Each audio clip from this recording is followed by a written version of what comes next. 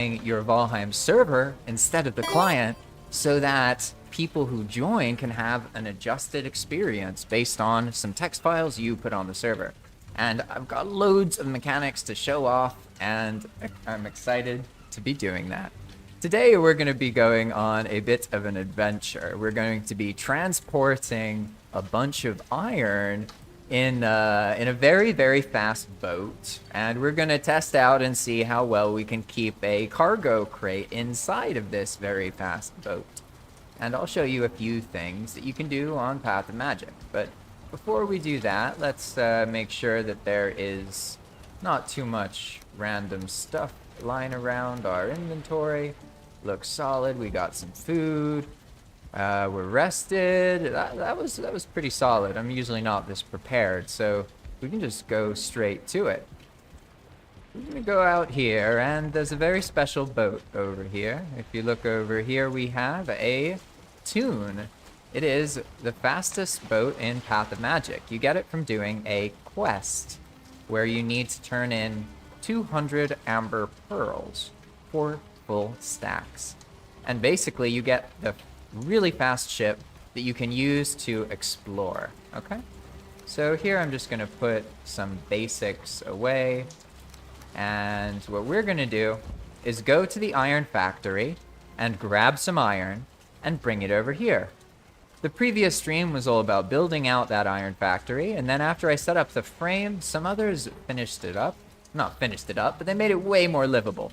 So we're gonna go over there, but before we do that, I need to load up this tune, because the tune itself doesn't have that much storage. Like, don't get me wrong, it does have more storage than a normal carve, which is only 4. The tune has 16, but as far as iron goes, I mean, that's really not that much. So what we're gonna do is we're gonna make one of these fancy cargo crates. They do function normally though, so if you take the stuff out of them, they go away. You see, on Path of Magic, you can make them differently. Instead of having to make a cart, you can make a special kind of item. And you can even load it up onto things. Just watch, you'll see. We need to find something that can go like underneath of the carve, or on top of it rather. So let's go with like this. This should be fine. And now what we need to do is place 10 of these 1x1 wood floor pieces right on top of each other. So 1, 2, 3, 4, 5, 6, 7, 8. Oh, and my hammer broke. Well, you know what you gotta do. You gotta toss your hammer into the ocean. That wasn't into the ocean. Into the ocean, and then make a new one. Yeah, alright. Now we just keep stacking. Yeah, there we go. Now we activated it, and boom. Look at that. We get a strong cargo crate. These things, unlike the normal ones, are very strong. They have like 100,000 health or something. So you don't have to worry about them getting all messed up. Additionally, the tune itself has loads and loads of health. So you also do not need to worry about it getting messed up. So now, as long as we can keep this cargo crate in the tune, which might be tricky, then we're gonna be good. And I think we're ready. Let's not lose any more daylight. And let's see. We're going to the Iron Swamp. And it looks like we are actually lucky, because in order to use the tune, you have to be very, very careful. This ship is pretty crazy. Yeah, I know that so far it just looks like pretty much a normal carve, but just wait. The moment you have the sails up in the wind, it gets nuts, and you have to be very careful not to flip it over.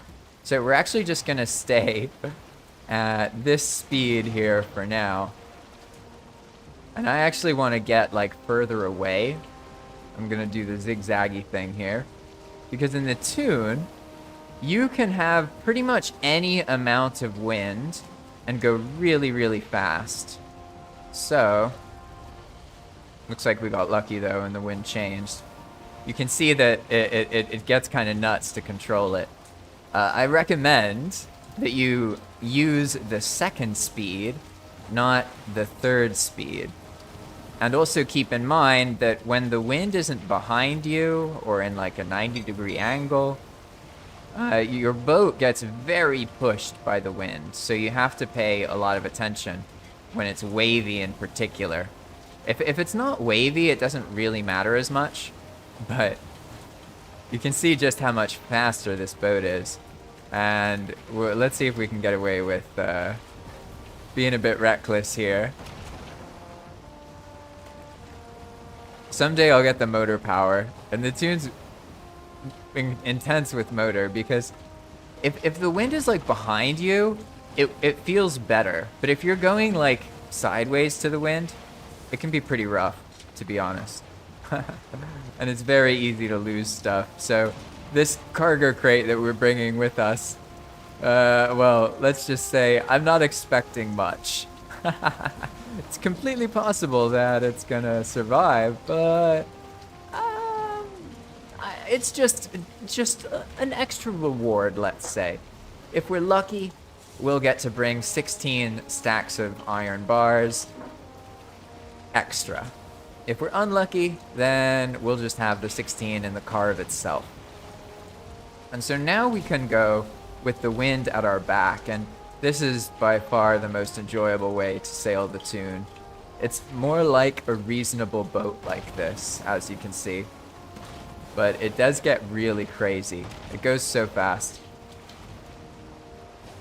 And the idea with this boat is that by giving players something small that's really fast, it can help leverage against the difficulty of the oceans in Path of Magic, because the oceans are incredibly dangerous, and you really can't be there just for a little bit thinking it's going to go well unless you have a really fast boat.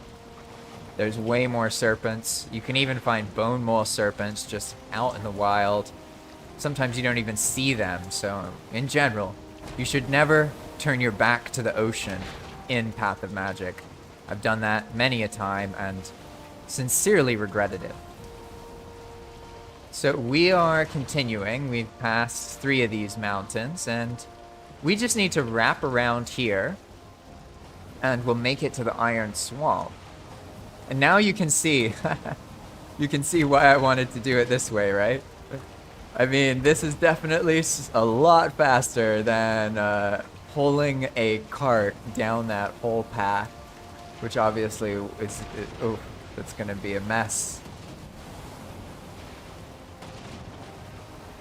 And the swamp is actually just a bit further over here. We'll see, maybe we'll see some crazy stuff. It's starting to get night.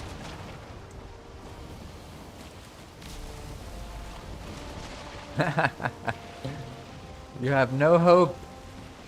Ocean snakes, no hope. Oh no. Great. Now, this is not so bad, because I think I see the edge of the swamp here. Oh gosh, okay, yeah. In this situation, you definitely want to get... You don't want to be using 3 speed, but the good news is the swampish area tends to have quite flat water. And hey, here's the sky bridge. Good, good, good. Good stuff. I'm very close to the iron factory now. And you can see that with the with the Tune, you can get really far, because I mean, I've played on the other playthrough for what? I don't know, like 40 hours or something, and I haven't even crossed that bridge. But with the Tune, I got here real fast. And to get the Tune, you need to summon a Diverger trader in the Black Forest with a carve nearby, and you'll get a special kind of Diverger who basically gives you a quest to get the Tune. The thing about the Tune, though, is it doesn't work when there's no wind, pretty much. So you just have to live with going slowly when the wind's going against you. And when you're going in the extreme angles with the wind, like this, you can see that it really affects the angle the boat sails at, which is it can be problematic, especially in multiplayer. You know, I'd wager it's probably easier to lose the items if you have a cargo crate like this. I wouldn't recommend moving stuff this way if there were other people in the chunk. The chance of losing that crate, I mean, it's pretty much inevitable. And here we are. So this is where the iron factory is. It's just right around this corner over here. I'm actually surprised how quickly we got here. We didn't seem to have that many issues. And the good news is, after the previous stream, I did some debugging, and I was able to figure out how to fix an issue we've been having with a bunch of like things accumulating near dungeons and causing lag. So now I was able to clear all of that, and you'll see when we get back to the iron factory that it should just be fine. It won't be all laggy like it was earlier. Earlier I had a really low frame rate over here. Let's see, I wonder who's Drakkar. Someone, this is probably either Bao or Ping.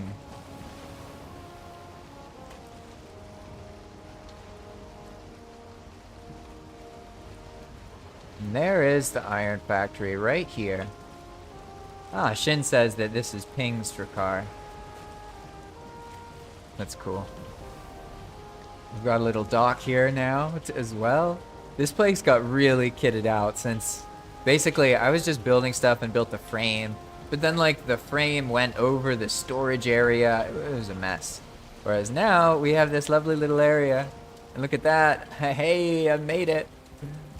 And we can even grab stuff from here. Look at this. Yeah, I have a feeling this is gonna go pretty well. So I can already tell that the frame rate is way better than it was before. Earlier, it was like 10 frames when I was in this area. So the problem was coming from something to do with like the dungeons up in the sky, pretty much. Well, at least that's what it appears to be.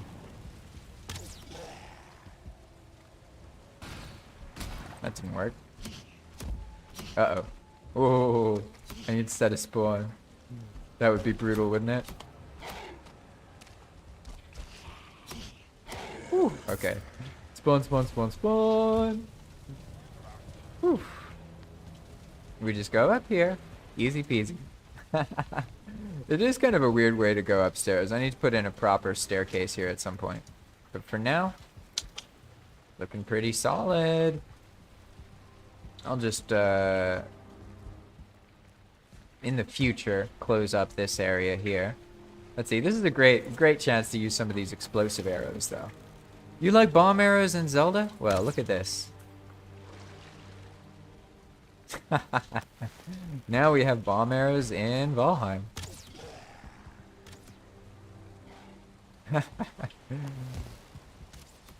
They're not instant, though. You have to shoot the enemy and then boom. It does explode faster, though, if you actually hit the enemy. Pretty satisfying. We added these recently because without them, new players on Palm who don't know about the mechanics, like, it's just really challenging for them. And they get ganked so easily. So now, ooh, I almost died. That was so close. So now we have an interesting way of actually fighting by giving the players AoE really early in the game. But you do have to be careful because these things are really, really powerful, and if you're not careful, you'll destroy yourself. It's very easy to destroy yourself. I am speaking from experience. Hey, there we go. Now we just have this 2-star Draugr over there. I feel less inclined to use the Builder's Bell these days. Uh-oh. Ooh, he's an archer. Yikes. Yikes, yikes, yikes. Good thing he's very interested in these other things. Nope, I missed. Uh-oh. Uh-oh. Ooh, brutal. Brutal. Ooh, ooh, ooh, ooh, that was close. Ooh. They're distracted by the blacksmith on the other side of that wall. Uh-oh. Ooh, I was greedy. Ah, I went for that extra hit. Dark Souls moment, definitely. It didn't work. It didn't work. At least I set the spawn. You know, a classic situation would be doing that, and I didn't set the spawn. But these days, I've learned. You know how many hundreds of times I did that before I learned that lesson? Probably don't want to. Don't even want to think about it. Too many times. Hey. Alright, cool. Well, now that that's going on, I guess really all I need to do is get that last hit on this one here. Oh, I only have explosive arrows, though. Tragic. Love the dock, though. Definitely. I like these, like, open spaces like this. Very cool.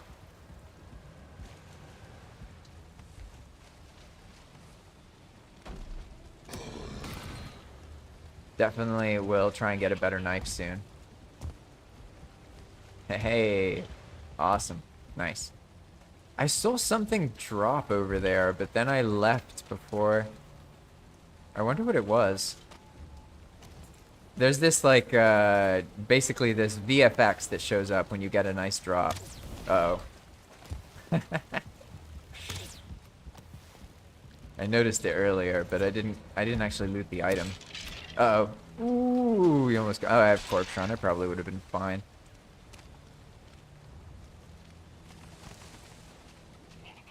Let's see. Anything interesting over here? Ooze. I might have oh, a mechanical spring. That's what it was.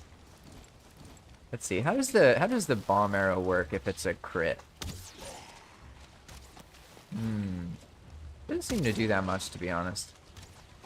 It doesn't get a crit. I see. So it's actually really hard to get a crit with the bomb arrow. Because the arrow makes a noise which alert... Oh! I bet you could get crits more easily with the huntsman's bow. And I have oh, maybe I should do that. Sounds cool, to be honest. So definitely this area, I'll modify it at some point so these two connect. But now that we've done this and gotten distracted a little bit, let's actually do what we came here to do, which is load up the iron and take it back, right? So where should we... I guess for now, we can move around the charcoal. Ah, Shin, the trees on Path of Magic regrow in different places than you put them. So it depends what you do. But if you want to block the regrowth, you can place a Wisp Lantern, one of the ones from the Mistlands. And when something tries to regrow in that area, it'll get deleted. So if you're having trouble keeping the trees back, so to speak, that's how you do it. Alright, here we go. We got a decent amount of coal now. Coal, coal, coal. Hey, look at this. Oh, these are full. That's fantastic. Great. So now we can take those iron scraps from before.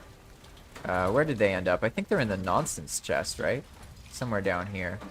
Yeah, look at this. We got these scraps. We got some tin, some copper scraps, black metal scraps we can't use yet. Very cool. Alright, this wasn't the main chest, though. I think there is a chest somewhere that has a bunch of just metal scraps, like just normal metal scraps. I'm not sure where, though. For now, we're just going to toss these over. At some point, could improve this place as well by adding a, it's like an easier way to load stuff onto the conveyor. You know what I mean? Pretty solid for now, though. Definitely. Hey, who's there? Alright. Let's give this builder's bell a good old whack here. Hey, it's that Diverger Elite. I see, I see. Alright, well, I guess I can move this cart here. We're gonna need this cart because I need to load up the iron in the next place. But here we have a problem, right? This doesn't look very cart friendly, does it? I have a feeling I might oh, no, alright. Well, we'll just keep this out here. And very obviously we need something to go up there, right? I can move that mead kettle. I'll maybe put it like right here for now. Need to do some adjustment here at some point, but for now, I have a specific purpose being here, and I'm not going to worry too much about it. We're just going to place that and then disassemble this mead kettle, because we basically need a like staircase to get up to the dock. Should be quite simple. So now I can build the mead kettle. What is it in? Miscellaneous? No, it's this one. There we go.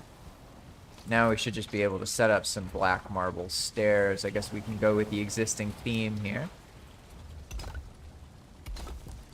And this gap will help with the monster pathing, but it will also cause some problems for us. So let's make sure that this part of the gap isn't too bad, because otherwise the cart's gonna get wrecked. This should be fine. Alright, let's test this before I struggle with it. Yeah, smooth, easy, nice. Let's see how it does with 6,000 pounds of iron in it. Yeah, look at that. I love seeing this stuff. Look at that pile of nonsense. Let's sort through this. Hey, this is almost like a workflow, you know what I mean? I find this kind of thing very enjoyable. Alright, we got some stuff going on up here. Nice, nice. Alright. Now, all of that iron is going to go get exported. We're going to take 32 stacks of iron out of the iron factory and deliver them to the base you saw me in earlier, right? Nice. We have tons of coal now. Glory be the charcoal kiln. The conveyor foreman makes getting coal so much easier. You can just forget about it pretty much. Alright, that's going forward. Now we can take these and... got a bunch of nonsense in my inventory, so why don't we dump it into the nonsense chest? May as well. Don't need all this stuff here. Now, I overdumped a little bit, so there's some arrows. Let's take these back. There we go. Nice. And now what we're going to do is try and take as many of these as we can and see how it goes, right? Honestly, it would be easier if I just stay encumbered, but that's kind of lame. I like using carts. So let's see if we can move this 4,600 pound cart up this little staircase. Ooh. Yeah, staircases are rough, right? This is where, like, using the cart there doesn't even matter. I guess it's better to just be encumbered. I just like the idea of the cart being there, you know what I mean? Maybe the cart just needs to be up here, you know? I guess that's fine, but at this point I should just go over here and start loading up the car. It'll be way easier that way. I wonder, how much of this do you think is going to make it? We gotta load this up and this. So let's see. I can already tell that we should change this strategy. So the heaviest of the stuff needs to go in the tune itself. And we're gonna at least deliver this much stuff. And then the rest of the stuff is gonna go in this strong cargo crate. And we're gonna hope for the best. I think it'll work out though. Definitely want to do some building work here. I'll do that in another episode though.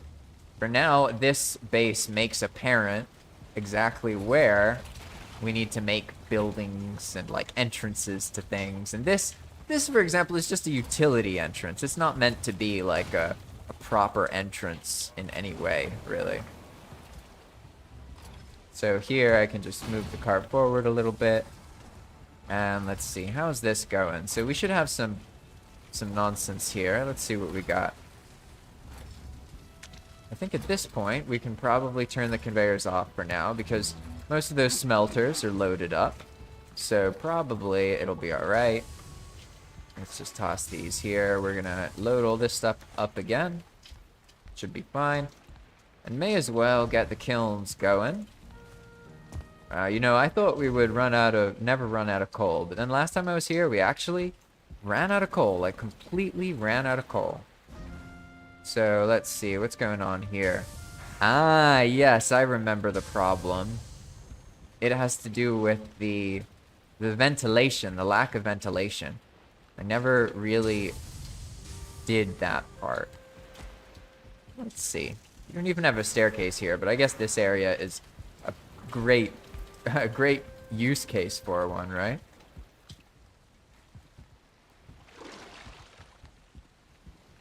Alright, yeah, you can see how the smoke somehow, it manages to like come up from some of the kilns, but not all of them. And it looks like Teens has a bed here. But aside from that, this one's unclaimed, so I can probably get away with adjusting these a little bit because they're not working effectively because, yeah, they need to be able to breathe, you see? Once you open up the airflow, then they'll work better. Some of them, for some reason, clip through, right? So they seem to work a little bit. But once we clear them up, they should stop turning off because we're losing like a decent chunk of our productivity, so to speak, because these things are turning off because they're losing their airflow, right? In this case, I don't think that alone will be good enough. I probably have to do that one.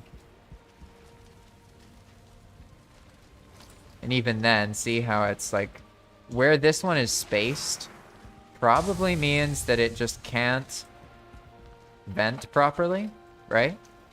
So it would have to be spaced away from that campfire, or away from that fire thing. In which case, to be honest, it might be easier to make this into something else. But for now, I'm not going to worry too much about it.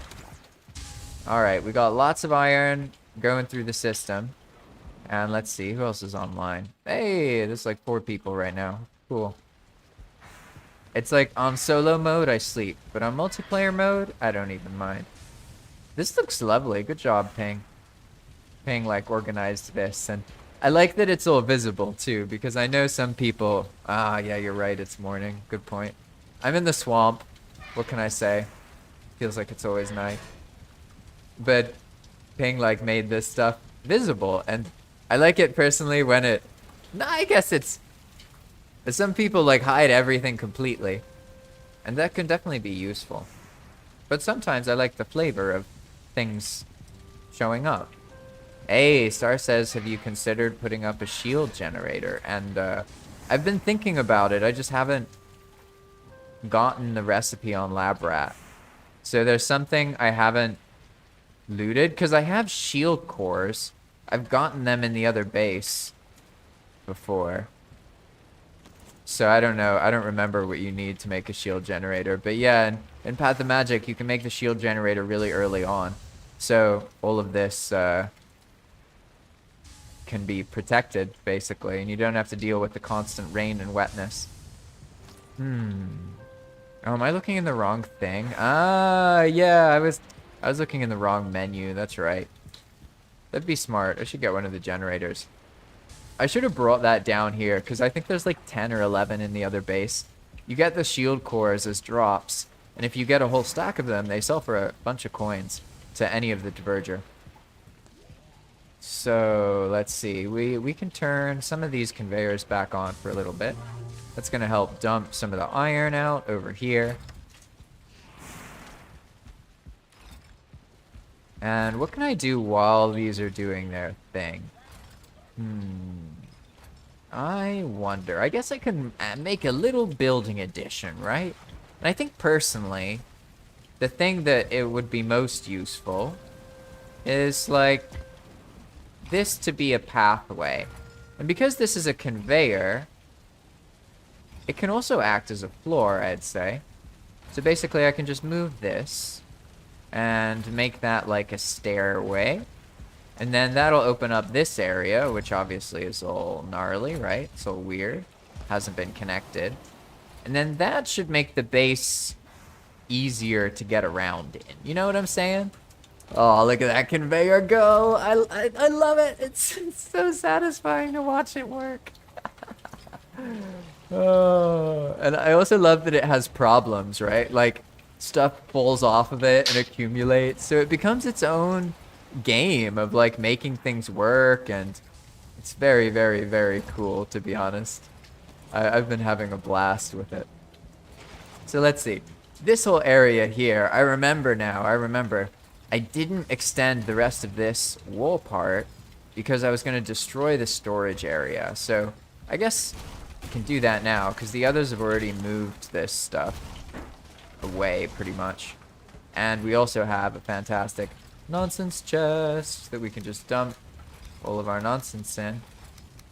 Hooray! And then it just goes to the bottom. Yeah, I love it. It's so fun. It's so fun seeing that happen. Oh, okay, okay. All right, so, I want to make that like an entrance, right? So let's think about that for a little bit. Move this aside here. And I have an idea. Let's get this going. And we're gonna keep this design, but it's gonna end right there. And now we're gonna clear this stuff. And let's see. Hey, hello, Shashroy. Welcome, welcome. I'm glad to give you some reason to not go to bed yet. I have a feeling you'd find one anyway. Otherwise, I'd tell you that you should go to bed and sleep, you know. But here I am. So what we're doing now is making this an entrance that we can walk over. So one of the things about this place is been trying to like incorporate different features into the base itself, right? But the wall here was constructed later after other things. So I didn't actually finish making the wall in this specific part. So I think what I want to do is keep this like open, but I have to figure out how to make something that connects all of this, and it's stuff made at different angles, right? Like this is one angle, another angle here, you know? I'm not sure how to go about that, but I guess it would need to be centered around this, right? So maybe the other stuff for now, maybe I just clear the head a bit here and we do something like this. Now we just have to connect into this area, right? And that can be done by moving away from this piece. But we need like a base. It looks like these areas are going to be basically the flat part, right? But how do I connect it up to this in a pattern that works? Let's see if these can actually line up, because oh no way, they line up. Oh, that's beautiful. You all do the Lord's work, I swear. That's pretty impressive. I definitely thought these weren't aligned, but all of my woes have been solved. Haha. All right, so look at that iron just going on by.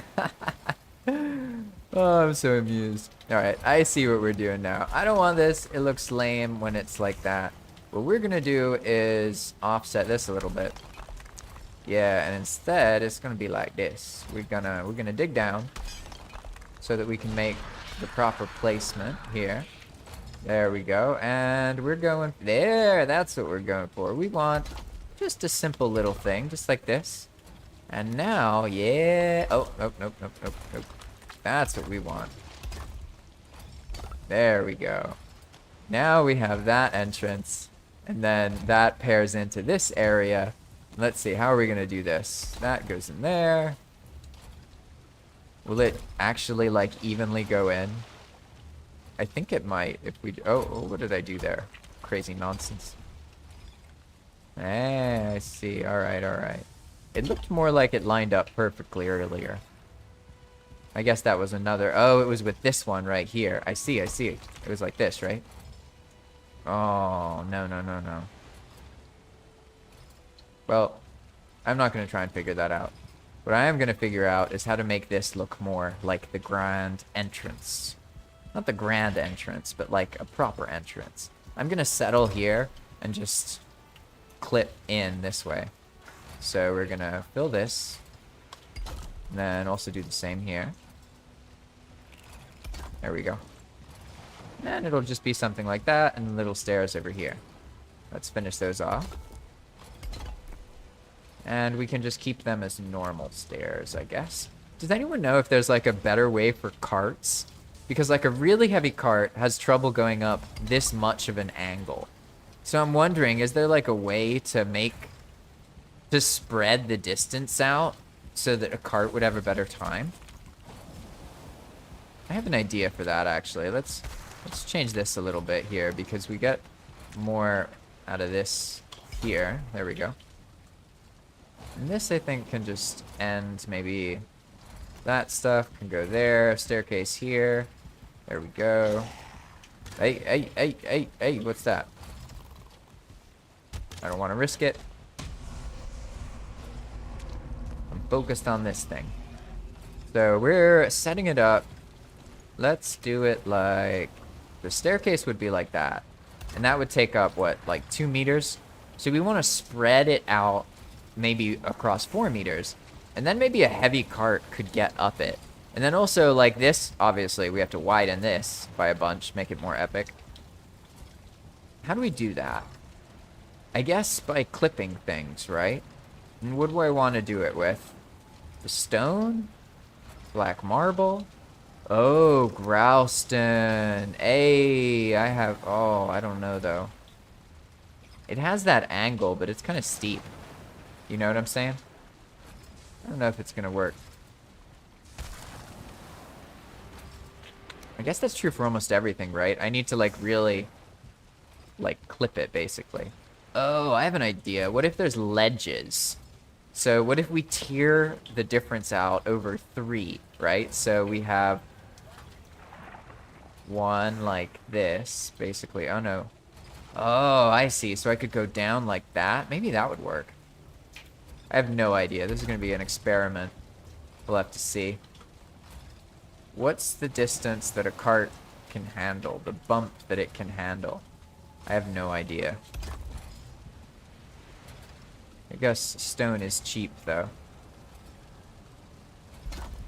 Good thing we have plenty of heavy stuff to test it out.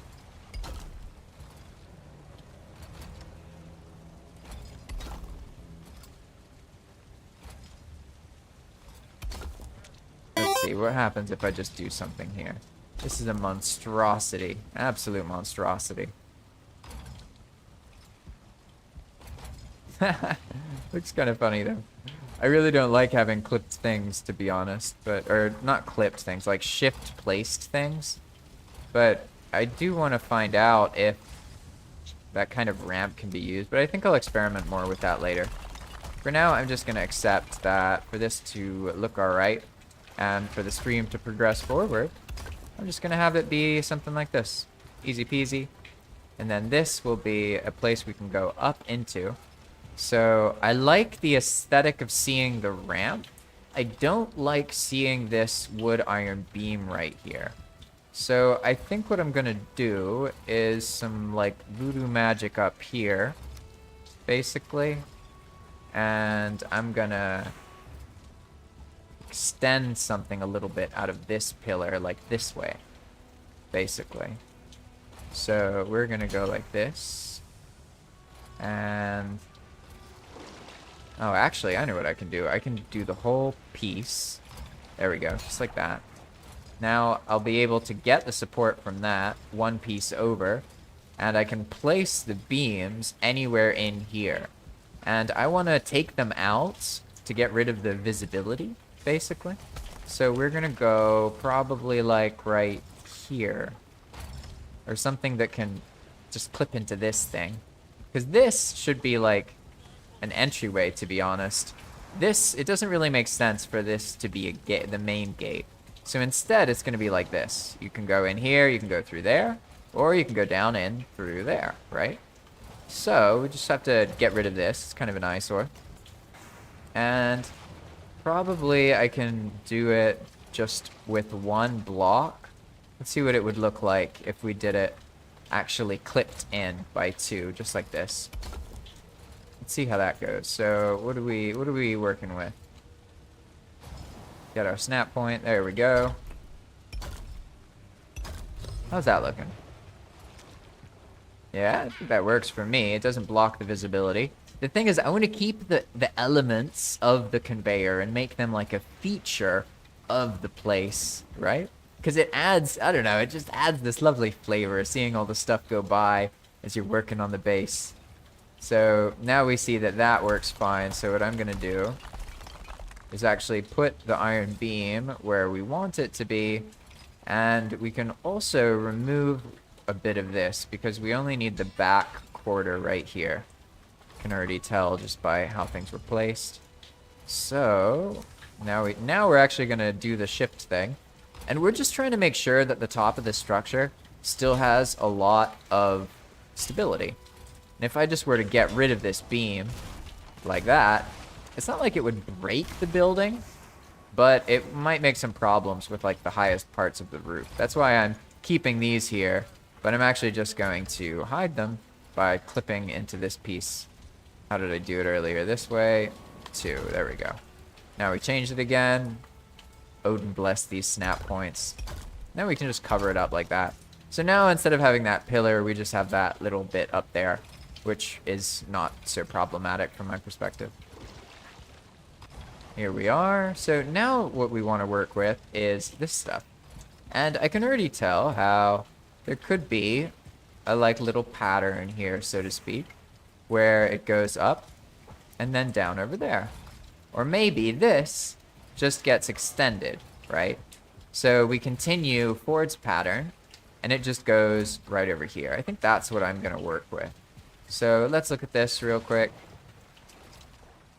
Here, that's pretty simple. So we can just go 1 over. All right, let's finish flooring this up. Broken hammer. At least I have a place to repair it now. Haha. Yeah, we're not all Neanderthalish anymore, are we? Look at this pile of smelted stuff. I love it. Oh, conveyors. I have too much fun with conveyors, like, honestly. I know it doesn't make sense, and people are like, but Vikings didn't use conveyors. You know what? You're right. Vikings didn't use conveyors. It's true. I'm sorry. I have failed your lore realism. Oh, no, that's not what I want. Why isn't that working? Hey, I bet it's that verger. He's always getting in the way, isn't he? Ah, that little devil. Haha. Alright, let's continue the pattern here. So we're going to take this guy, go like that, and then do one more. Yeah, broken hammer, exactly. Jeremiah says, broken hammer, my nemesis. It's very, very true. Very true. What about this? I guess I can place one, and then place another one, and then get rid of this one. Then I can do the... Oh, I didn't do the shift thing. Alright, I'm going to do it this way. Make a clip into something, and then delete that. And now, yeah, I did it right that time. Don't need that. We just do this. Come on. There we go. Boom. Nice. Ah, I see. It's 1 off. Well, no one's gonna notice. Alright. So now we can just keep going that same pattern here. I'm just gonna place this so I can use its snap point for that piece below. Hey, what's that Droger doing there? Yo, yo, yo, yo, yo, yo. Whoa, whoa, whoa, whoa, whoa. Hey, hey, hey. Calm down. I see. Okay, obviously this dock is a little bit too attractive. Uh-oh. Oh, gosh. Oh, gosh. Oh, gosh. Leave me alone. I'll blow you up. I swear. Even if I lose the cart, I'll do it. I'll do it. Ah! What? That was epic. I didn't, I thought that was gonna go badly, but I didn't anticipate that. I will say, that was pretty solid. That was a solid way to go. Oh, and we're just back here, so close, convenient. I can even wait around, get a rested buff. And now that I died, I remembered I want to make a huntsman's bow because maybe I can get some crits with the explosive arrows with the huntsman's bow's different stats. We'll see in a moment.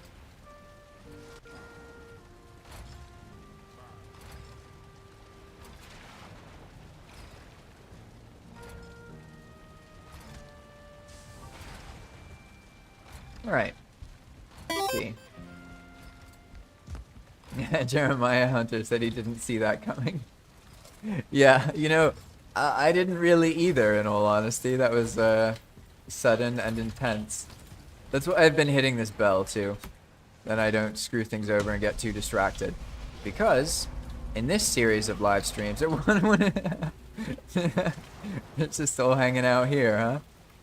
What I was saying is that in this series of live streams, I want to make sure that I don't go on for hours and hours, and that the things have like a sort of a story that they're following. So in this case, we're here, we're filling up on iron, and then we're taking that iron back to the Black Forest base so that the builders can enjoy that. And I've pretty much just been like working on this base a little bit while we get some stuff smelted here. So let's see how we're doing. I have a feeling we still have plenty more scrap iron, to be honest. Alright, well, we certainly have more smelted iron now. That's good. Let's put that here, and then I guess also this. Now everything else we can just go over here and load things up. I need to make like a wall you can just throw things at where they always land on the conveyor regardless, right? Because here I missed that, right? But I'll work on that later. That's like an off-stream kind of thing. Looks pretty solid for now. We have our kilns going along. This stuff's loading. So what do we have?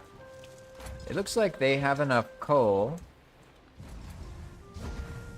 for the most part, but we probably used up all of our iron scraps, I would say. And at this point, I think we've got enough iron. I can probably head out, because I won't be able to smelt too much more of it. But for now, I'm just coming up here to make sure that the stuff I deleted up here doesn't matter that much. Right? Like this spot here. You can see that it doesn't seem to actually matter that much. Cool. Alright. Let's have some FUD. And we're almost ready to go off, I'd say. I'd say probably... Let's see. Wait a second. What are these filtering, actually? I didn't even realize that. That one's empty. Alright. And this one is also empty, I assume? Oh, no. This one has coal in it. Okay, okay. Cool. So we'll keep getting a steady trickle of iron, but at this point, we got, I'd say, what we need for the most part. And we can move forward here. So I learned last time it's easier to just do this.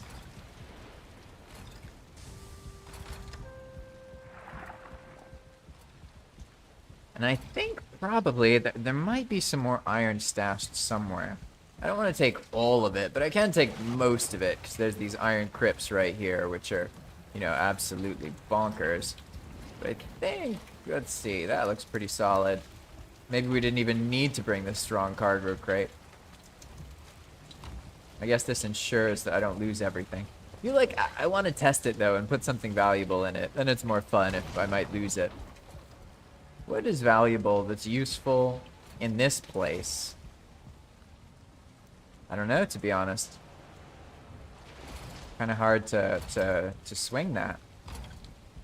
So here what we're going to do, we can probably just basically clip into this, I'd say. Yeah, that works. Yeah, hey. That's pretty cute, to be honest. I dig it. What about that? Alright, alright. Obviously that will need some redoing later, but for now, that's pretty solid. Just need, like, to clip the stairs into 1 meter here, right? So let's do it like, does that work? No. We need to clip onto the end of this staircase? Oh, no, because it's clipped into the ground. I see, I see. Interesting. I guess, how do I do this? Ah, I know what to do. I do it like this, and then like that, and then boom. Oh. Yeah, I'm learning. I'm learning. Hey, okay, cool. Alright.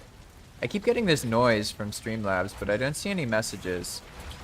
So, sorry if you said something and I didn't notice. I'm not sure what's making that notification happen. And it supposedly isn't my internet, which is nice. Hey, here we go. Look at this. Alright, at this point, you know what? I don't even need... Oh, no, I see. Okay. I know what to do. We're gonna do it this way. Make it, what was it? It was like this, right? Yeah, one. Yeah, there we go, there we go. Okay. So now it should be overdone a little bit and go a little bit too far. And that will make it just easier later on. There we go. And now, aside from these barrels, this one's already empty, so I'm just going to clear that. We'll deal with this in a moment. There we go. Look at that. We can cross over. That's fantastic. And may as well keep that pattern going. I kind of like how the stairs look next to stuff, to be honest. It looks kind of trippy. Alright, now what about this part? I guess for here, what if we just... Yeah, I can just kind of hide it a little bit. Maybe it'll forgive me for placing something. How do I hide that better? I wonder if anyone will notice. It's all messy. Just add one little thing here. There we go. It's totally fine. Yes. You see, it's definitely getting more workable, right? Look at this. Now I'm on a roll. I can't stop. Oh no. What's happening? How's this work? Ooh, ooh, oh, nifty. Oh, all right. All right, that's kind of cool. That's not gonna lie, I like that. That's pretty nice. Now I can delete this thing. Yeah. Oh, and I can also move this trophies barrel thing. I don't know what to do about that for now. I guess it makes sense to have stuff be against this wall, right? And obviously this nonsense chest needs to be moved. I guess for now, yeah, I'll just put another barrel over here, and that'll be where all those trophies go. There we go. That'll be the trophy barrel for now. And I have a decent amount of inventory, so let's get rid of this stuff. Yeah. Hey, I'm getting used to having a nonsense chest. I'm slowly getting used to it, one step at a time. Alright. Bring the trophies. Oh, that was fast. I guess trophies barely hold anything. Cool. That makes sense. Alright. Now let's load this up. And what we're going for here. Yeah, nice. Now see this area, now it's more like an actual place we can walk into. Yeah, you see what I mean? I dig it. And I think at this point we've done enough here. So I guess I could trim up this little gap. What do I do? Do I just place a block? Is that all I need to do? Is that it? I don't know how I feel about that. Yeah, there's that noise again. Well, I'm sorry if you're saying something on some other platform. I've got something set up wrong. So I'm hearing a notification, but I don't see anything, so hello. Welcome, if you're there. That's looking better, though. And the conveyor's chugging along, so this area will rework, right? Makes sense that this basically will be moved over by one, so I guess I could do that now. Pretty easy. Just do this. Boom, and then boom. Easy peasy. Now it's bigger, right? And we can change that part as well. Oh no, I don't need that. Yeah, I'm learning. Boom. Yeah, you see? You see? Alright, that's looking more open now. Okay, cool. And then these, I'll have to move this iron thing. I would say it'll probably survive if I just clip it in here. I'd say it's probably gonna be fine. So what we're gonna do is actually do that exactly. We're going to clip in some iron just like this. We're gonna use the bottom snap point here because we don't need it to be perfect. We just need it to actually clip into the hitbox, right? And we're gonna hide it. So that goes there, that one goes there, and then just for good measure, let's get one down into the ground there. Now that should free us up because iron has so much stability that you can like move stuff to the side and still hold up pretty tall buildings. And now we don't have to deal as much with these things being right at the entrance, right? Because it was only like that because I was just setting up the framework for things. In general, like an entrance like this, it's just nonsense. You should always have at least enough space for a cart to get through. And then this staircase, I like the concept, but where does it go, right? We didn't set any of that stuff up. So that's more stuff to consider in the future. But for now, I'm just going to adjust this little staircase here, so to speak. And let's see, I guess I can use one of these pieces. Why not? How do I do it? Like here, I guess? Yeah, that looks promising. Nice. All right, now that can go down. And this probably just one, and then we can place one more piece right there. Boom. Nice. So now, instead of an old, barely accessible spot, there we go. We have this area. And here, I guess I'll place just like one little thing like that. Doesn't make sense, but it just helps a little tiny bit. I guess I could just get rid of those stairs, actually. Don't even need them, really. They don't go anywhere. So the only problem is this area. There's some entrances to things. So let's mess with this a little bit, because I think what I can do is I can build out this area, right? There we go. And line things up to the conveyor belt instead. Like starting with that. You see what I'm saying? And then we can just snap everything to the conveyor. Don't need this. And that should make it look more, let's say, usable.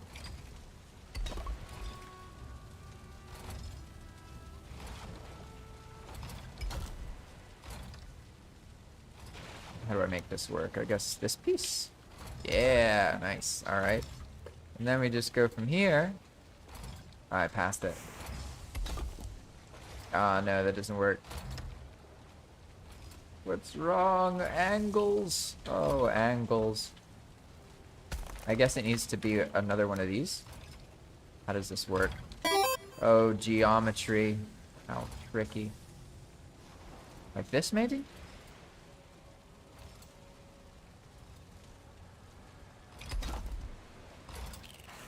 Well, yeah, that works for me. I think that's good enough for now, to be honest. They couldn't pass it. Or before they could pass it. Now they have to destroy the black marble. Looks pretty solid. And we can go up here. We can have these stairs. We can run through here. Move that storage a little bit. Yeah, I think this looks pretty cool, to be honest. And in the future, we'll just have to deal something up there. We'll make it work out. Not sure exactly how, but we'll make it work out. Alright, now I think it's time to head back. For now, we can just turn these off. And let's see, what's going on here? We got a decent amount of iron, actually. And as long as we keep everything going, then next time someone comes back here, they'll have something to work with. Let's see. Ideally, this has scraps in it. I don't know how many more iron scraps are here in the base. They might actually have some more somewhere else. I haven't seen them though, so for now, just gonna keep it this way. Nothing smeltable here yet. Some copper scraps. Aside from that though, let's see. Coal and wood. Oh, here's the rest of the iron scraps, of course. I should have thought it was in the coal and wood. Maybe coal, wood, and smelting. Let's also do that, because it's all related and it's all usable, so I'd say it works. Let's see, color equals white and ore. Or metal scraps? Ore and scraps. I'll just say ore. Ore covers it, right? There we go. Now, we definitely can't throw all of this on the conveyor, to be honest, because there's not that much space. But let's try and smelt 90 of it and see how that works. See if we can load them up. So I see. So this has smelted metal. And this one over here had the scrap iron. I see. I see. All right. So I'm just going to set that up. There we go. Vroom, vroom. Now we should be able to load these up, because I was actually under the impression that we had put all of the scrap iron into the conveyor already, but I didn't even realize this chest had scrap iron in it. That'll be solid. Now that should load these up, basically one by one. They'll fill as the scrap iron reaches them, in theory. Oh no, that one, does it have the problem too? Let's see. They have like bad ventilation, so I have to fix the ventilation problem. Ah, that one was all out of coal. That one doesn't have that excuse though. Let's see. It might be that the beam goes like right into it, right? So let's use another one of those, let's say, tricks, and for the small price of some iron, we can reinforce this part here. Probably also there. And then we can just get rid of that beam. I have a feeling that beam that's clipped into it was part of the problem. Or maybe it doesn't have any iron in it, to be honest. That's with the disadvantage of making it this way. Like, okay, that one has 17. Okay, that one has plenty. Got overfilled a bit. But this one, I can't even check it, can I? Which is probably a good sign that I should just do this. I don't know. Why am I worrying so much about that, right? What I can do much more easily is just do this. And then build it out that way. And all I have to do is get rid of this piece. I should be able to. Ah, tragic. I see, I see. That's too high there. Should have thought about this before. I see, I see. How am I going to manage that? Okay, so where's the spot that clips in? It's right... Ah, maybe we can get away with this. Let's see. Alright, I know what I can do. I can test the stability here. I'm gonna just place a beam. Somewhere like... I guess like right here, to be honest.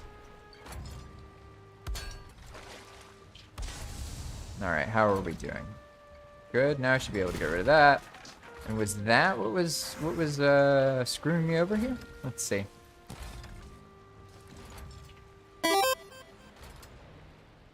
Alright.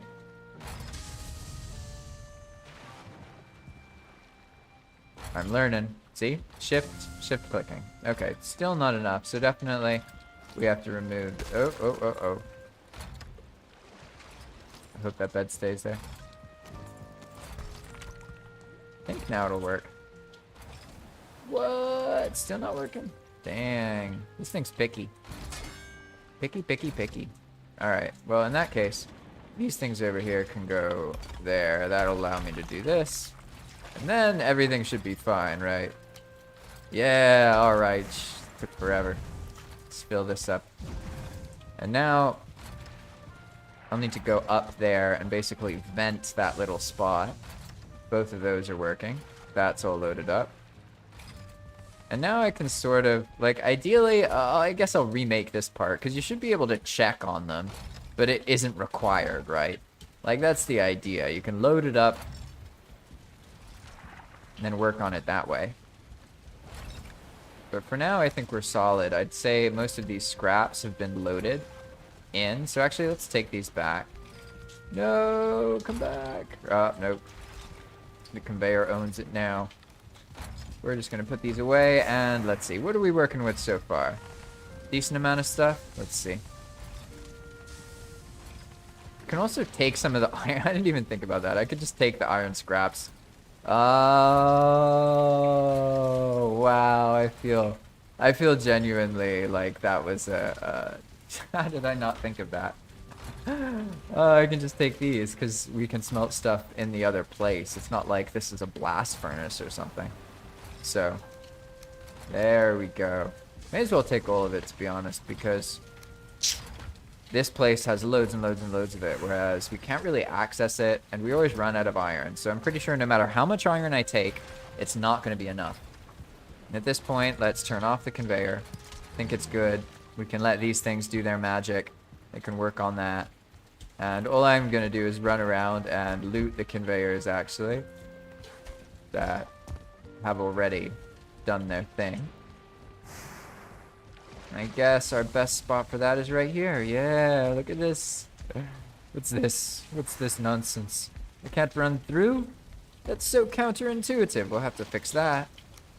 You gotta get a little bit of this. I guess some clipping. We're gonna clip you up there. What? How do you stay there but not up there?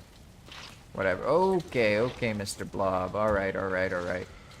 I'm gonna do it the right way this time. Wait, what's he doing? Hey, now he's going through that thing? Oh. I need to make sure this doesn't escalate. Good thing the Diverger has a safety cage. We don't want him poisoning our Diverger friend there. The blacksmiths are particularly destructive. You have to keep them in a cage for your own sake. Alright, that's fine. Okay, he got through. Does that mean we can too? Yes, that's cool. See, we just go down here. Boop-a-doop-a-doo, boop-a-doop-a-doo, boop-a-doo. Pretty cool, to be honest. Hey, Mr. Ghost. Hey, there we go. It's been a while since I got chased by my own soul. It's been a while. Welcome back. Ah, my dagger broke. Tragic. Oh, look at all these arrows we can make. That's so nice. Ah, yes. And before I go, because now that we have come to the realization that I can actually just leave with the scrap iron. Didn't even think about that before. But before I go, basically, I'll make a huntsman's bow and see if I can upgrade it a little bit. Yeah, you better stay back here. Because those combined with fire arrows should be able to do some really, really good work. Alright, now anything over here? Nah. Alright, this spot, you know, we got a little bit of extra iron here. Why don't I just do this? I don't think this will mess with his setup here. Hey, and we had exactly enough iron to close it off. Alright, cool. It's just, ideally, they won't fold as much there. Ideally, I also had one more iron. Hey! There we go. Now, this would be better with a full piece. I wouldn't have wasted so much, but that's okay. We're just gonna roll with it. Now, I guess the same is true for this spot, right? What's the best way to clip iron? I haven't done it that much. Well, that's how I did it. Alright. Looking better. So now you can just drop in here. Alright, alright. Cool. Alright, so now we're gonna go for our situation here. What am I gonna do about that bow? I guess it would be made here, yeah? Oh, we have 1 silver. Alright, definitely want 20 silver arrows. These things are lifesavers in Path of Magic, because there's a lot of undead. So what I'm gonna go for now, can I even make a huntsman's bow? I can. It's iron. Hey, all things that are plentiful. Nice. I can probably even upgrade it. Yeah. Oh, and you know what? I could even temper it. I think that's a good idea. All right, we have our Diverger blacksmith, and one of the reasons people have blacksmiths, because like, why is this here? Well, you see, there's things that you can do with the blacksmiths, and if you ever want to learn about it, I think it's like blacksmith or something. I don't actually remember. I have to set that up, but for now, we're going to temper an item. So all you do is you build a stack of coins, and then she's like, you want me to temper your gear? Go on then, throw it here. And whatever you throw, she's gonna quadruple its durability. Boom. Look at that. And now we can look at it, and what do we have?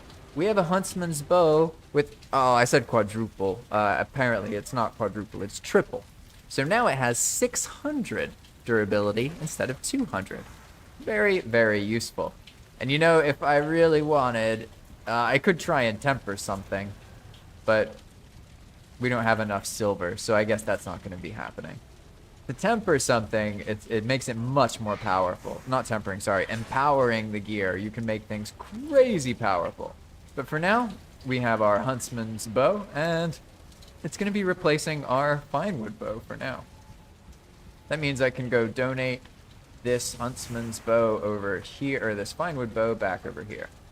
Now, I may regret having the huntsman's bow alone, actually, so on second thought, I'm gonna keep this.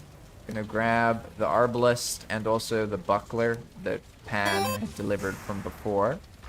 Shosh Roy says, empowering things. Rest in peace, pointy hat. He or she got a pointy hat on the first time they were on Palm.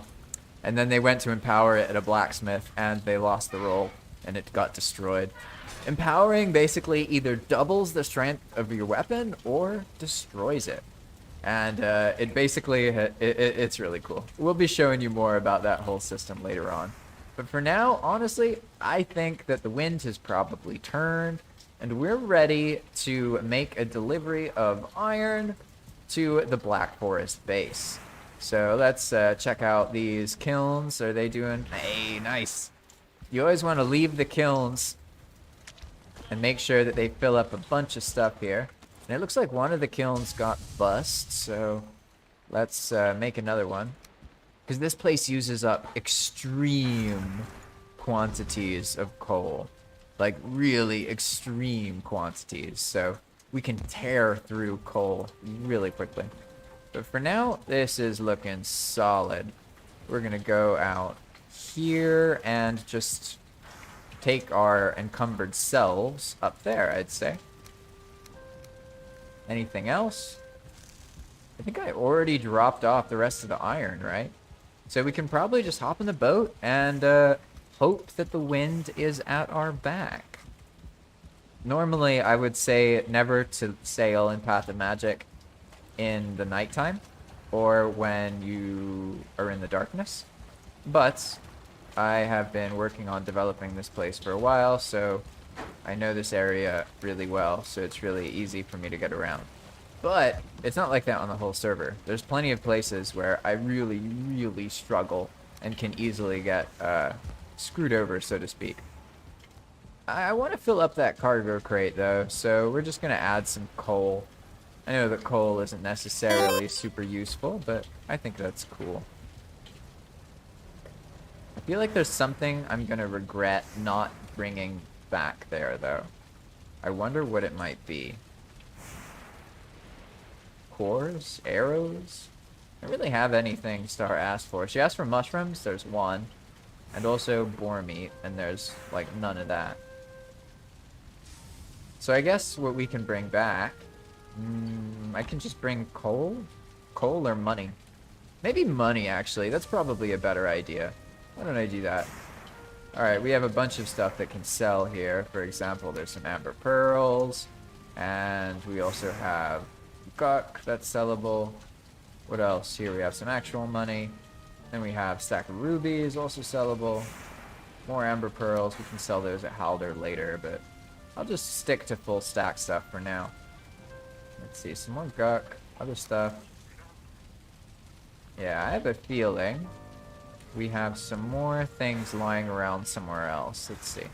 What do people consider garbage here? Yeah, that's right, that's right. In this case, none of this is sellable at the moment, but the withered bones are almost there. And these are actually worth a lot on Palm. I think they're like 500 coins, something like that. Let's see, what's here? Hey, here we are. This stuff is sellable. These are also sellable. There we go. What else? What else? Someone's personal chest. Don't care about that, though. None of this. Alright. I'm just raiding the whole place, basically, for everything possible that we can sell to the verger. And then I'm going to take a bunch of it in coin form, to the other base, because that'll allow them to buy more building supplies, in addition to this iron that I'm taking over there. There's actually a bunch of stuff here that we can sell. I wonder how much we're going to get for all this. Surtling cores are more valuable here. Alright, that looks good, to be honest. I think we're ready. Alright, let's just find our Dverger. I could have used the blacksmith. You can use any Dverger in the game to trade this way. But you can see that we just toss stuff, and he purchases it. Anything in a full stack that's already in the selling system can be sold this way, and you'll get a bunch of coins. So now we have, let's see, we have loads of coins. Yeah, this is perfect. This is definitely going to be a useful building delivery. We got 4,500 coins. Good stuff. Just for good measure, we're going to leave one of those half chests or half coin things over here. Because now we have enough. This is solid, in all honesty. I think it's definitely, we're ready to take some good, useful materials back to the Black Forest base. I just got to make sure I survive. I think it'll be alright, though. I hear the night music now. Oh, now what do we think? Which is more valuable, all of these coins or some iron? Interesting. I would say it's like a split. Gonna do it this way. So we'll have some of the iron in there and one of the piles. So I have some of the coins, right? And then this crate has the least amount of the stuff. Here we go. This 8 stack of iron can go in here, and this full stack of iron can go down there. And that's all unsmelted iron. So I think now we're ready. Let's run out and hope for the best. Really, there's not much else I need. I have my super strong arrows, got all my elemental arrows, got a bow. Should be good. Ah, tragedy strikes though. As you can see, hey, the wind turned. What lucky timing. That's crazy. Awesome. So normally you should never go sailing out unless you know where you're going or you have this boat. Because this boat is crazy fast. If you want to do the quest for it, you need to care about amber pearls because it takes 200 amber pearls. Hello, Rack and Sprocket, by the way. I just saw your message. What am I breaking today? Well, hopefully nothing. Empowered serpent. What? Hopefully I'm not breaking anything, in all honesty. But we've been at the iron factory. I keep hearing that noise. We've been at the iron factory accumulating iron so that we can make a delivery of iron to a base in the Black Forest. So, Oh, that looks bad. That looks really bad. Alright. Oh, that's even worse. Are you for real? Oh my gosh. Ah! How did I dodge that? Holy shit. That escalated really quickly. Oh my god. Yeah, I don't like these odds at all. I do not like these odds at all. This is bad. This is definitely bad. Very, very, very bad. Oh wait, the boat can defend itself. Okay, I just need to get away from the boat. Hopefully. Oh god. Oh god, oh god, oh god. Yeah, the boat's fighting the abomination now. Oh, that's funny. Uh-oh. Okay. Oh, the archer. Oh, this is tense. Oh my gosh. I feel stressed. I looked down and I knew how stupid it was to look down at the at the inventory in this situation, but I'm pretty sure the carve it's gonna wreck them. As you can see, the quest boats, they ain't no cheap stuff. You can really trust them to defend themselves, so to speak.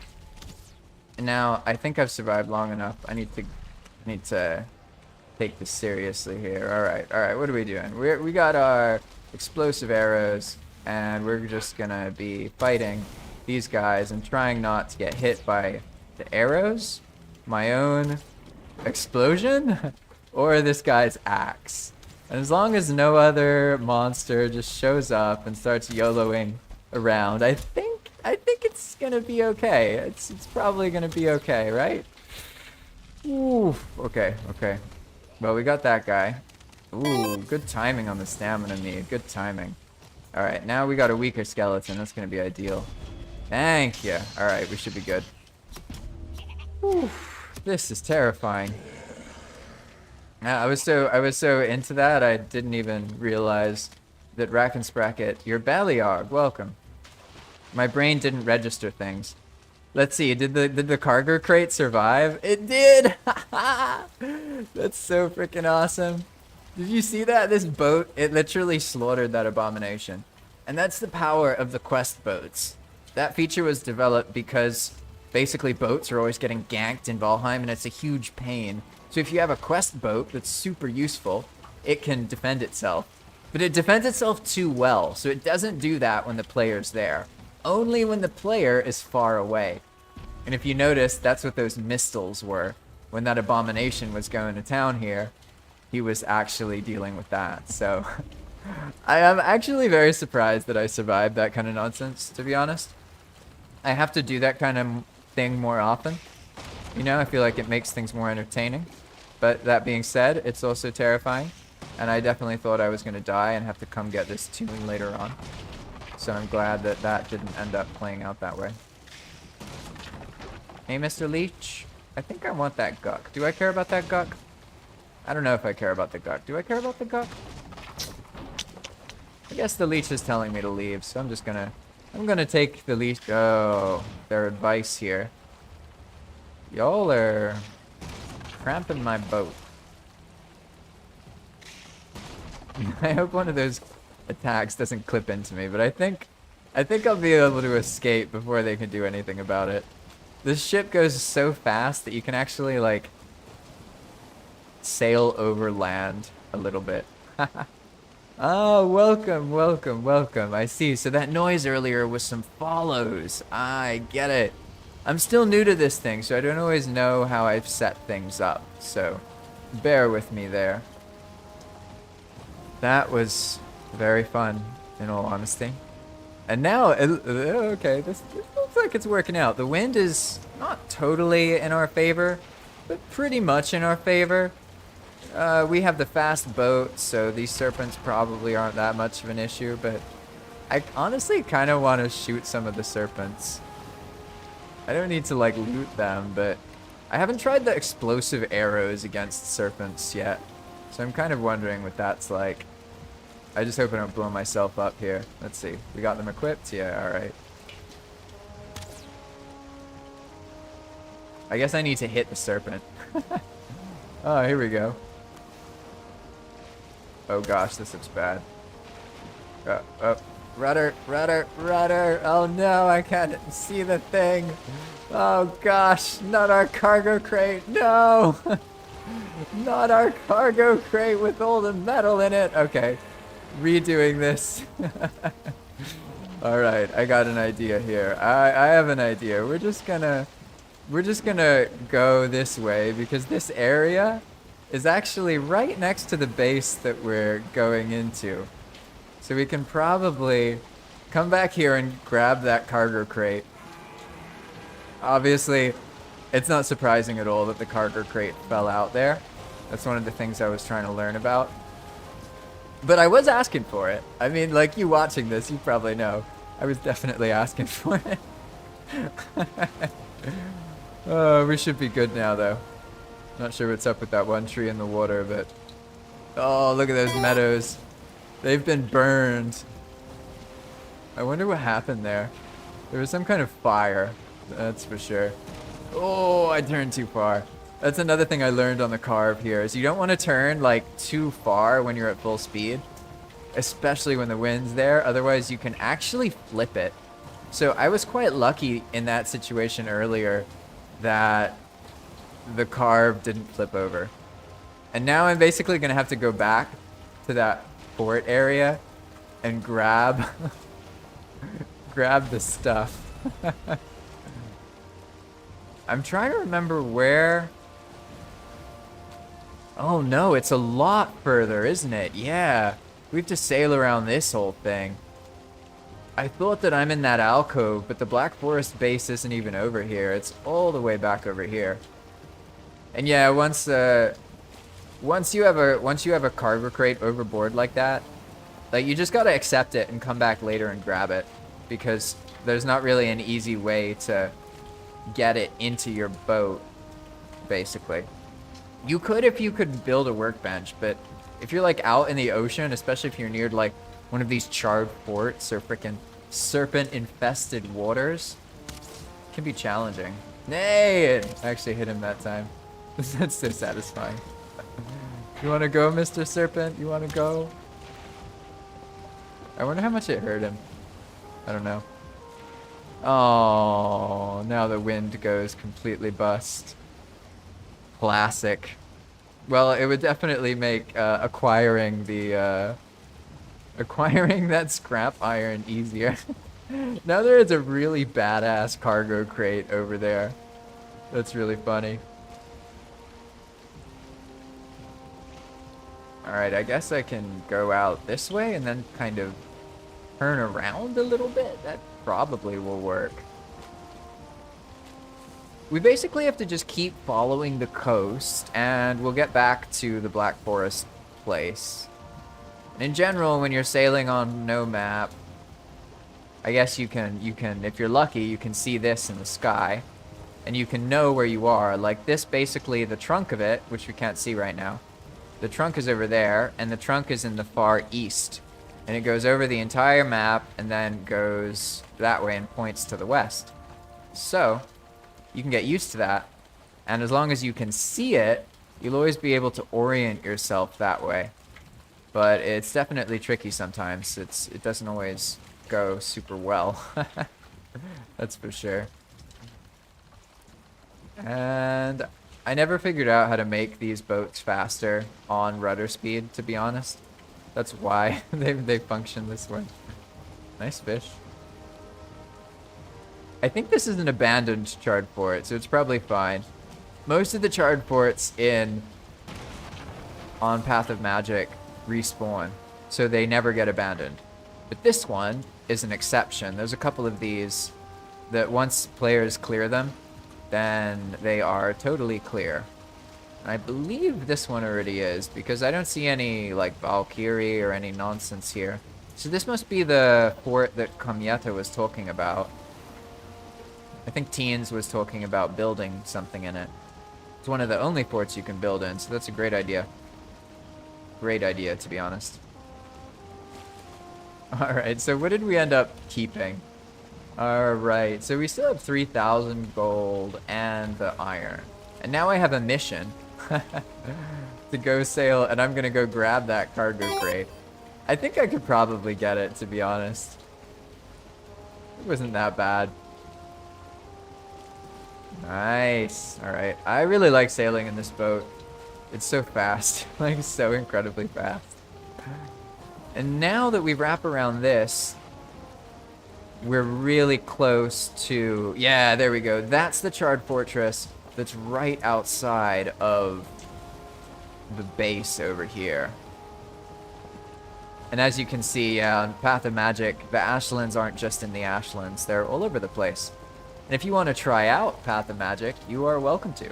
Path of Magic is free to play, and really all you need is a PC Valheim copy. That's it. I know you see a bunch of crazy stuff, right? Like, you know, these arrows explode, you know what I mean? All sorts of other nonsense like those. Yeah, no mods needed though. This is all done by adjusting the server itself, you know? Jeremiah Hunter says he loves the speed. Yeah, I think honestly this is probably the most successful quest boat. The quest itself doesn't work perfectly, and I still need to get everything to work, like, reliably without me telling players how to do it. But for the most part, this thing is awesome. And, like, it's cool how it comes with its own caveats. Like, it's so fast that the wind whips it around and makes it, like, kind of hard to sail sometimes, you know? So, I think we need to go right here. Yeah, look at that! Hey, I overshot by a little bit, but here we are. We made it. We are back to the Black Forest. I don't know what this is called. The Quarry. The Quarry, that's right. Someone called it Lab Rat's Quarry. I like that. That's how I parked this ship.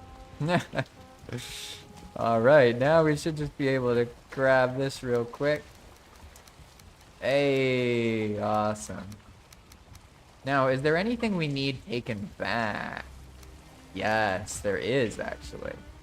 Hey, here we go. I guess, you know what, for aesthetics sake, I'm just gonna make a little thing here.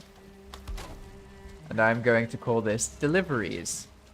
So I'm just gonna drop this off here. And I'm sure that the others will be able to find things that they can build out of all of this nonsense.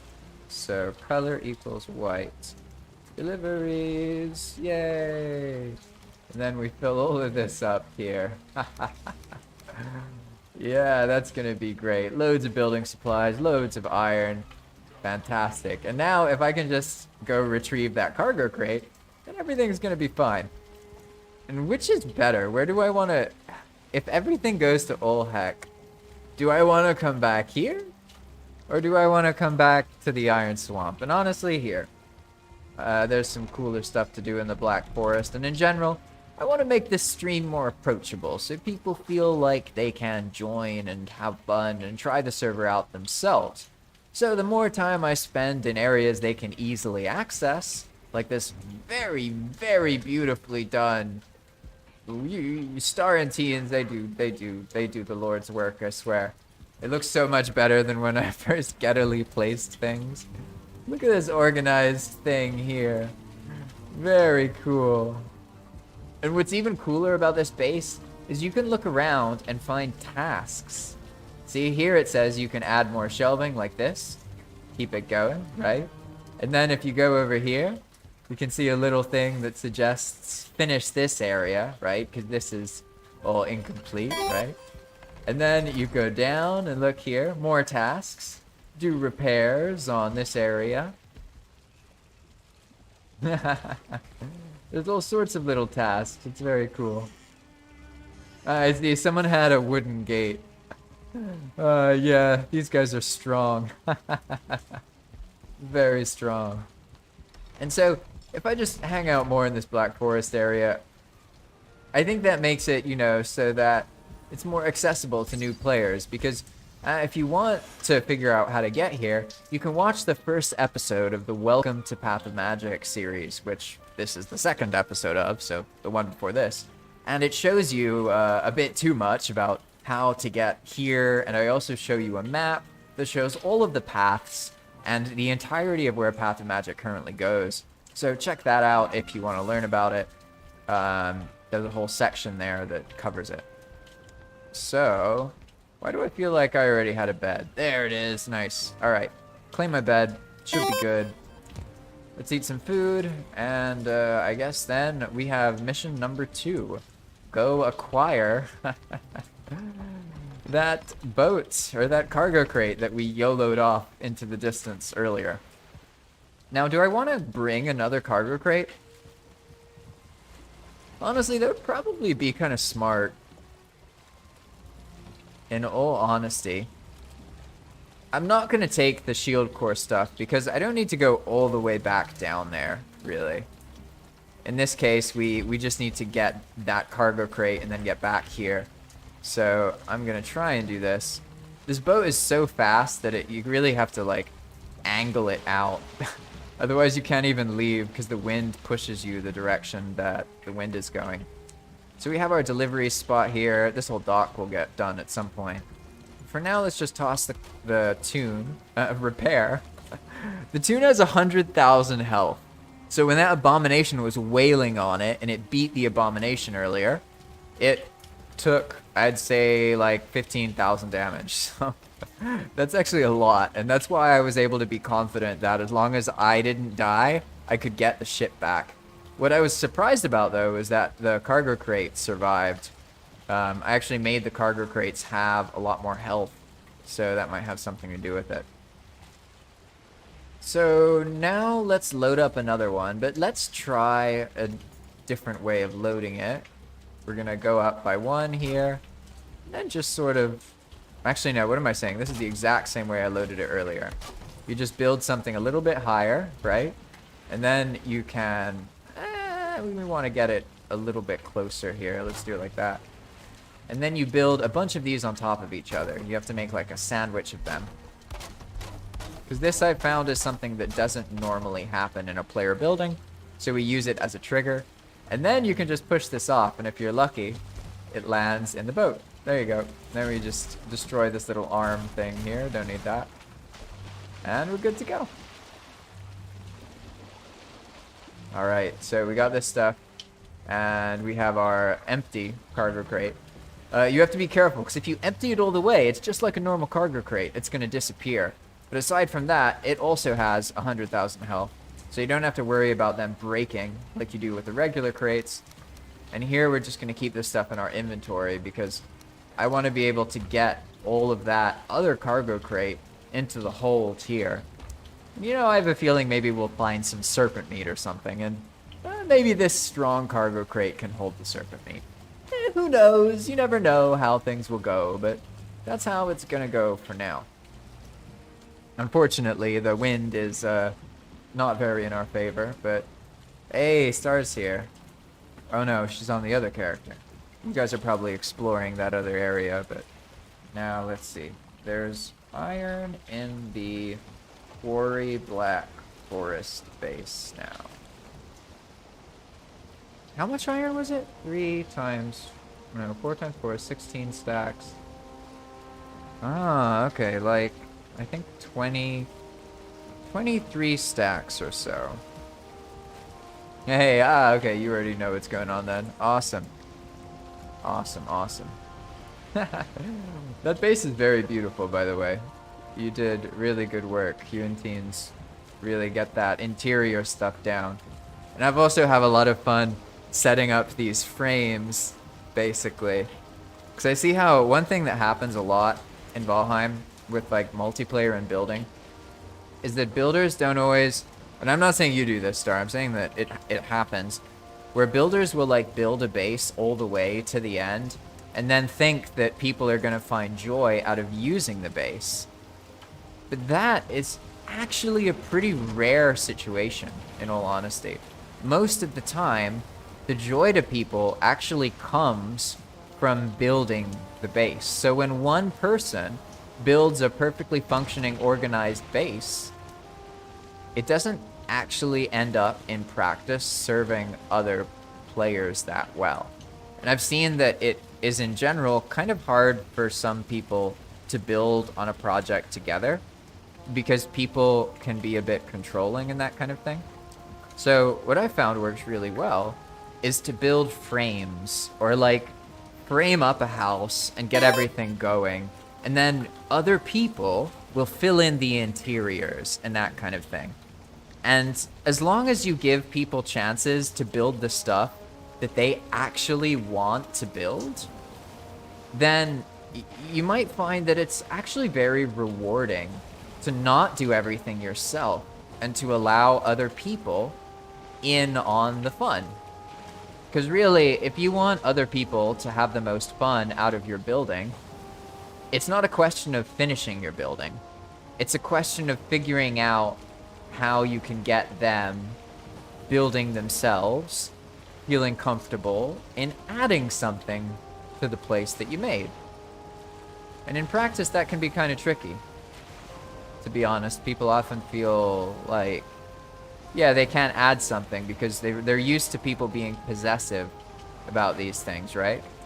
But on Path of Magic, you don't have to worry about that stuff as much. In general, if there's a building you can access, as long as it's not like currently being resided in, then for the most part, you're free to just go to town. You can find an abandoned base, take it over, build different parts of it out. And if you want to know if a base is truly abandoned, you can tell because they have trees in them. Basically, at certain points in the server's history, I did vegetation resets and made all the trees respawn. So, that enabled the old bases to have trees in them, basically. So when you come across a base that has a bunch of shrubs, like in the house, you know that that base hasn't been used in a long time. And it's probably fine for you to use it as a safe haven and take it over, do what you want. We can see that while I've been yammering, a situation has escalated.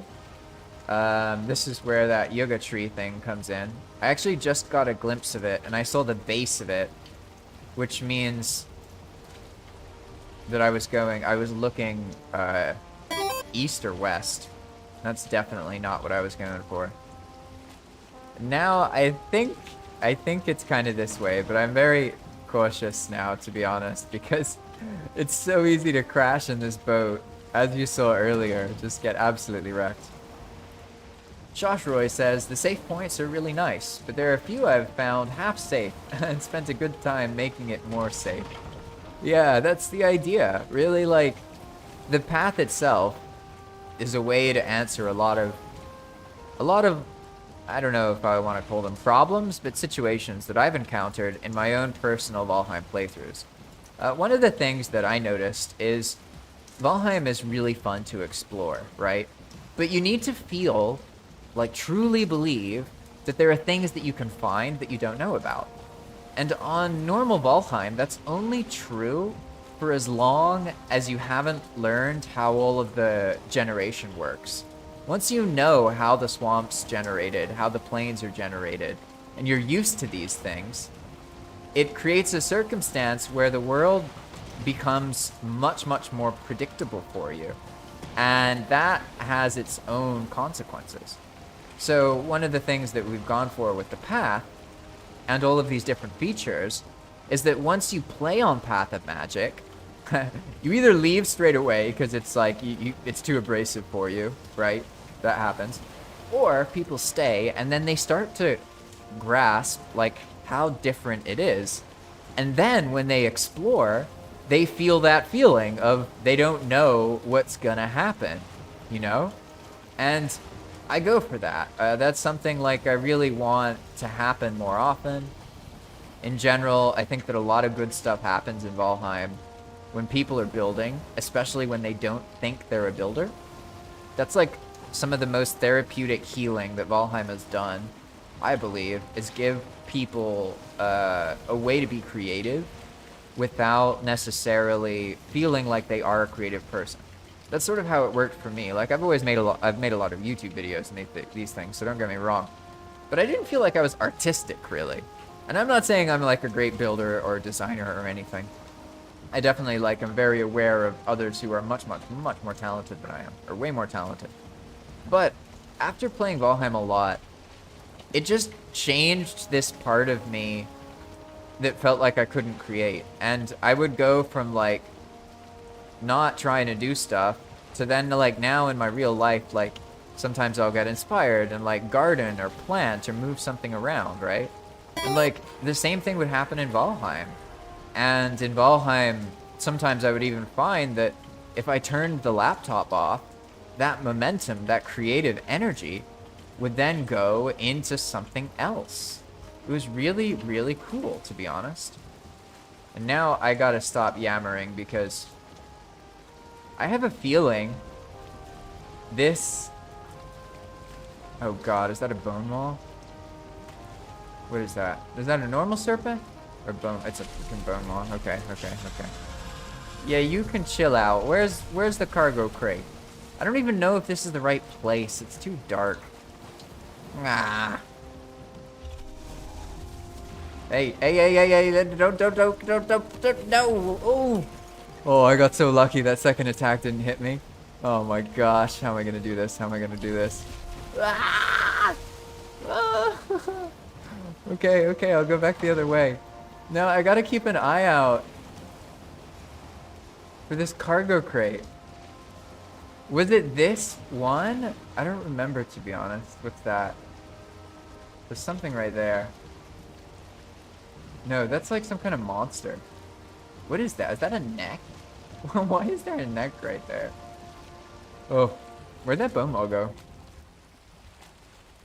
This ship is so fast, I think I just sailed away from him. Oh gosh. This is an eerie moment of peace. At least I can see what's going on over there. That looks like a normal serpent. That's not so bad. And the bone maw's over there. I somehow survived that attack, which is very unusual, to be honest. Bone maw have this double exploding attack that's really powerful. But the second explosion happens a little bit afterwards, so if you're moving, sometimes you'll get lucky, and you'll just get hit by the first one. So my character would have gotten killed by that second attack, most likely, but because it hit the boat, I got lucky. I've gotten lucky a lot so far, to be honest. So in this case, we're going to sail past the bone maw, because I can't really do much about him. I just have to make sure that the wind isn't going against me, because then I won't be able to pass him. Oof, yeah, gnarly. I'm pretty sure that wasn't the fort that I almost crashed into, though. Because I remember, yeah, the fort that I lost the cargo crate at was actually the first fort I saw on the way back. And there are 3. This is the second one. So that means that the fort that has the cargo crate is over there. Which is great, because I wouldn't have been able to find it earlier, and I didn't want to deal with that bone maw. I could technically beat the bone maw with patience, because I have all the right tools. Frost arrows in particular are crazy, crazy powerful, in all honesty. On Path of Magic, they're like some of the strongest weapons. They make a frost AoE damaging attack. So it's really strong against serpents. But using this carve and landing hits on them while I am in it, I don't think that's a good idea, to be honest. It's one thing with a normal serpent, but the bone maw, they have that ranged attack. It's just crazy powerful. And I'm glad too, because honestly, I feel like in base Valheim, the bone maw are nowhere near as terrifying as they could be. Because by the time you see them, you're in the Ashlands, you know what I mean? You have progressed through most of the game. But on Path of Magic, you could be just sailing on a raft and you see a serpent. That's one thing. You could see 10 serpents. That's another thing. But you could see a bone maw. Like, come on. Like, at that point, I'm pretty sure you just, you know, just accept fate. Hey, it's that tree that's in the water. I remember that. And is this the serpent that we shot a couple times? I guess I'll see in a second. Well. Oh, nope. Alright, let's see. This might be a remarkably bad idea. How do I make sure I don't land that? Okay. Nah. Let's not do that, actually. Whoa, whoa, whoa, whoa, whoa. I forgot I can't turn that way. Ah, there it is. That's the charred fortress we're looking for. But we have to be really careful right now because the tune is really fast. That's true. The tune is this special carve, right? But it's only really fast if you have the wind at your back.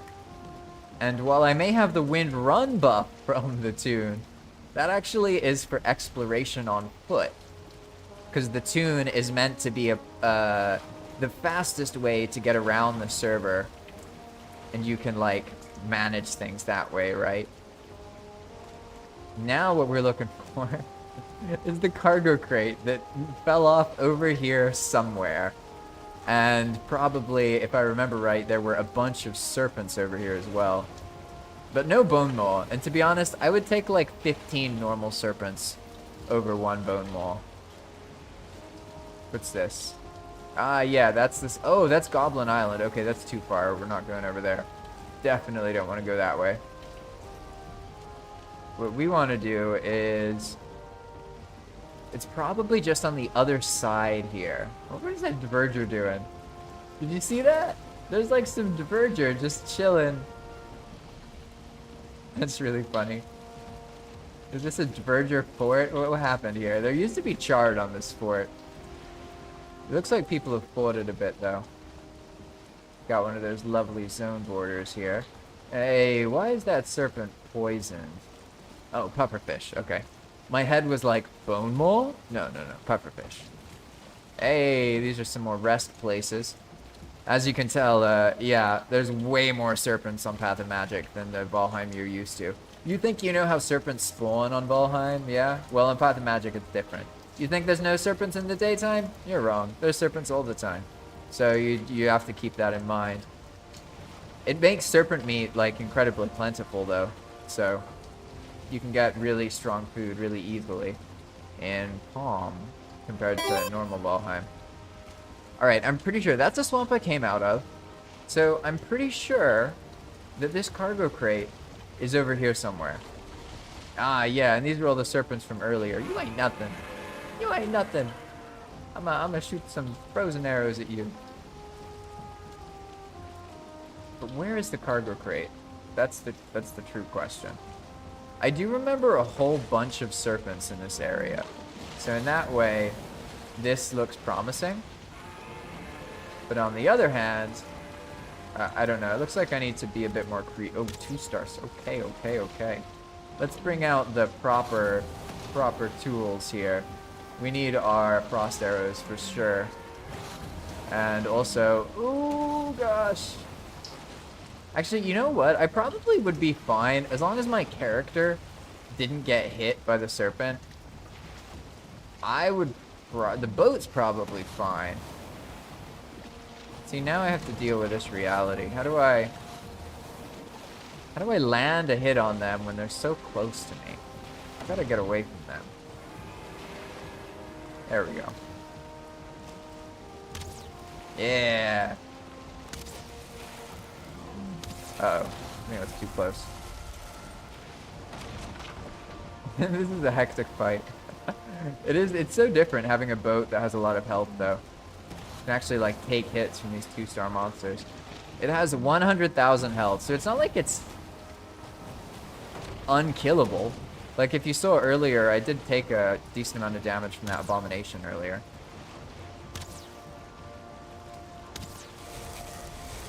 This might be too close to me, but I'm just gonna go with it. I forgot that the thing about the frost arrows that works really well is it slows the serpent's speed down. And then you get the AoE. Hey, calm down, calm down. Ow, yeah. Like I hit the boat with that AoE, right? Oh gosh, this place is a mess. Look at all these fins everywhere. Brutal. Where'd that other serpent go?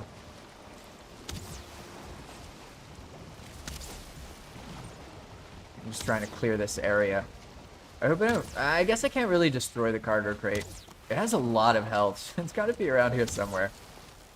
I know it's around here somewhere. Just a matter of finding it. Ah, that's the serpent that ran away. Come back here, you little devil. Hey. Oh, I ran out of frost arrows already? Great. How do I want to do this? Oh, I have normal arrows. This works. Eh, it works. I was instinctually running away from them because I'm so used to them being able to just yeet the boat. But as long as I don't get bitten by the serpent or fall in the water, I'm probably alright. Or blow myself up. Actually, I could easily do that. Oh, now's my chance. Now's my chance. Yeah, you want to roar in my face? I'll blow you up. Yeah! Terror serpent? What? Oh, you're roaring too? Okay. Uh-oh, too close. Yee! The boat caught fire for a second there. That was brutal. Absolutely brutal. Alright. This is terrifying. I think it's fine though. Whoa, whoa, whoa, whoa, whoa. I'm like wary of him biting my feet. The carve can take it, but I can't. Go away, terror serpent. Go away. You're not needed here. Hey, hey. It's terrifying. It's actually kind of cool to not have the boat get destroyed straight away. This is my first time having this kind of experience. Am I just missing? What's going on here? Hey! Ooh! Alright. Yay! There we go. Huh! That's funny. Did I just get the... No, I saw the serpent trophy for a second. I didn't loot it, though. That's funny. Alright. We did get all of the scales, though. That's unusual. I guess I was in the perfect spot for that to happen. Oh, sorry about that, Star. I didn't see. Let's see. Star says, I don't know why you keep being surprised by the things you see. Oh, come on. You know how it is. I'm surprised by things, even though I'm the one who put them in. Like, I know things are possible, but, like, I'm personally not a person who believes in spoilers. Like, in my own personal experience, my life doesn't work that way. I can know how a book ends because somebody said something or I watched a YouTube video, and it doesn't take anything away to me from reading the book. It's still a very joyful experience, and I find that nothing compares to actually having the experience yourself, you know? Uh-oh. Uh-oh, am I gonna regret this? Nah, I think I'll be okay. I hope I can reach the storage from... Yeah. That's the thing that sucks about the other boat. You can get on it encumbered and then not be able to move, and you're like forced to figure out what to do. Well, I was definitely right about getting a bunch of serpent meat from this voyage, but will I get the cargo crate? You know, that's the thing. I still need to take care of these other serpents, but I don't even know if I have enough weaponry, to be honest. Maybe I should start looking for the crate. It's around here somewhere, that's for sure. I just don't know where. Dang, look at all this serpent meat. They dropped the 2-star serpents. I guess that makes sense. Alright, look at all of that. Well, yeah, you see what I mean? Yeah, serpents are everywhere, but we get a bunch of food from it, so that part's great, right? So, let's see. How do I want to handle this? I need to be able to, like, navigate this area a little bit and find that cargo crate. I vaguely remember being over here and turning around. So I think it's probably over here somewhere. But also at the same time, maybe I should get on that island right there. Weren't there, I swear, when I came here the first time, weren't there chard here? Like, I swear there was some chard here before, but now they're not there anymore. I don't know what happened to that terrain, but it looks like a zone border thing. Let's see, actually, what happens if I hit it? Alright. I don't know why I thought that would do something different. Is this another, like, abandoned fort? I feel like it's probably not abandoned, so I'm just gonna leave it be. But the reason I came over here is because it makes it easier. And also, I can, like, get away from the boat, and it might actually destroy some of these serpents.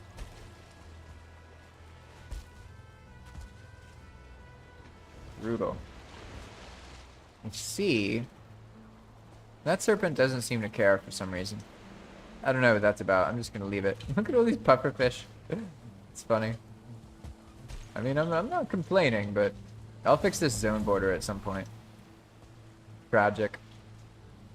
Where, though, is the cargo crate? It's gotta be here somewhere. Ah, hey! There it is! I saw it. I swear. Yes! You see it? Okay, Mr. Serpent. Hello. You're very dedicated. Wait, can I just... That's funny. Alright, I guess I can land some arrows on him now. Boom. So many of these. Now, how do I get that crate? Alright. I guess the... Because I can't just... I guess... There's no bone maw, so I'm probably okay. I really only have to be scared of the bone maw. Those are the things that can actually, like, screw me over.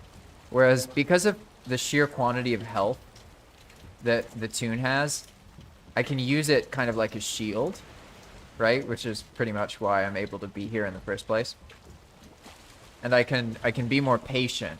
Because I think as long as I don't put the character exactly where the attack of the serpent is, then I'll be alright. I'm also kind of surprised. These serpents don't seem to have a very long aggro range, right? Let's see. Oh, that's nerve-wracking. Even in this boat, it's still nerve-wracking. Alright. Alright, strong. Yes, here we go. Alright, alright. Uh-oh, uh-oh, uh-oh. Oh, gosh, this is nerve-wracking. I just don't want to get eaten. Where's the heavy stuff? There's the heavy stuff. Okay. Okay. Did I get all the important stuff? I don't even know. Oh, this is scary.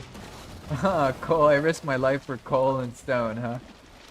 Alright, alright, alright, alright. Well, this is good. I think we can just get out of here now. Hey, hey, hey, hey, hey, hey, hey, calm down. Uh-oh, uh-oh, ooh. That was brutal. I definitely thought I might get hit there. This is very, very uncanny valley stuff. Oh, no, no. I don't like that. I don't like that. Come on, I'm just trying to turn. I want to turn and get the wind. There we go. Oh, gosh. Ah, thank goodness. Somehow this cargo crate is still with us, which is kind of crazy. Actually, you know what? What's in this? What did I put in this? Ah, just some of that? Okay, cool. I guess we don't even need it anymore, to be honest. It's probably just gonna yeet itself into oblivion, so that's why I am swapping it for something else. Oh, look at this, so many serpents. I don't have enough arrows to deal with this. Oh gosh. It's alright though. Now all we have to do is make it back. I wonder, can I like mine the trees with the fire arrows? Or the exploded? I guess I should call them bomb arrows, because realistically that's what they're modeled after. I've always really loved the bomb arrows, particularly in Wind Waker. I like Wind Waker in general though, it's one of my favorite Zelda games. Let's see. Alright, we have our arrow here. Now, can we actually like hit the tree?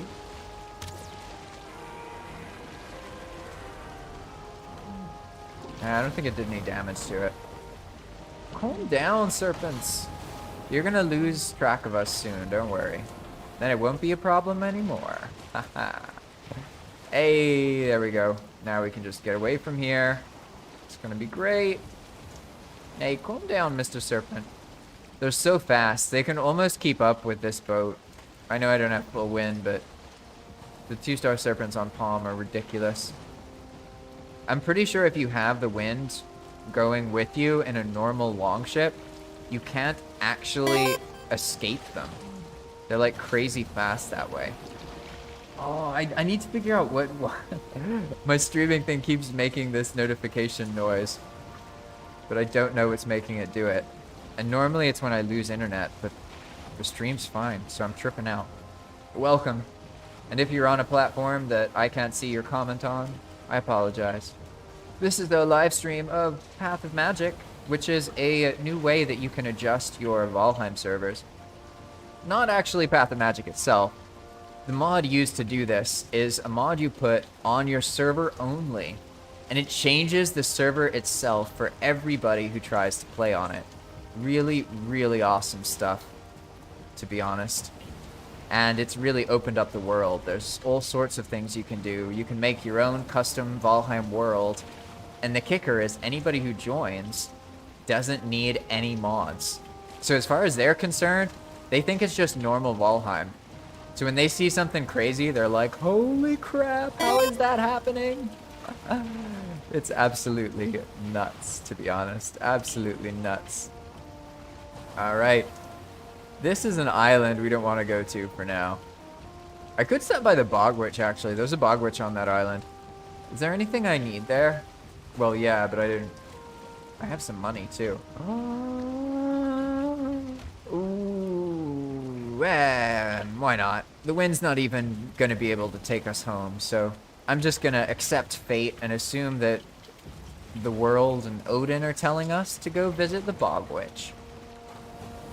There is a Bog Witch further along down the path, but if you're brave enough, you can sail to the Bog Witch on this charred fortress island.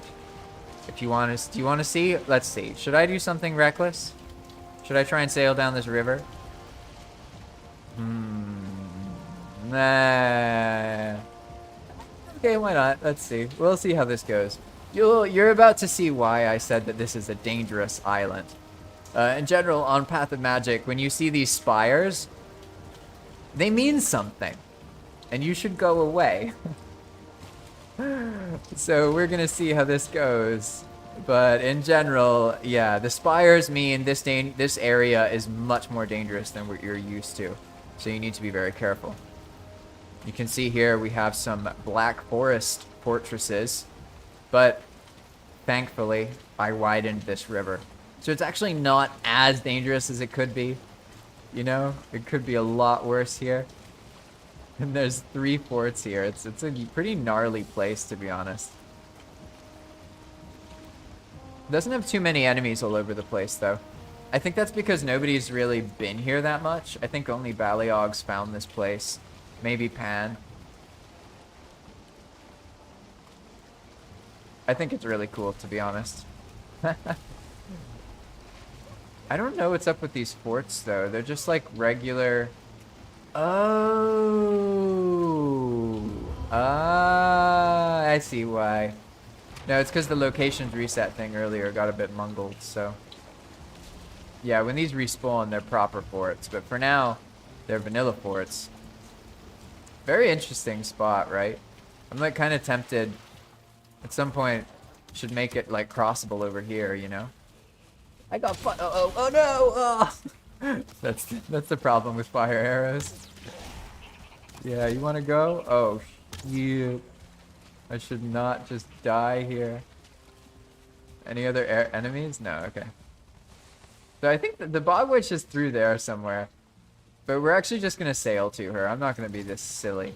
I'm going to stop pushing my luck and go over here. I'm very lucky also because it turns out I widened this river. And widened rivers are way, way, way, way easier to sail in than unwidened rivers because the rocks get removed. So you see you have a lot of space to work with.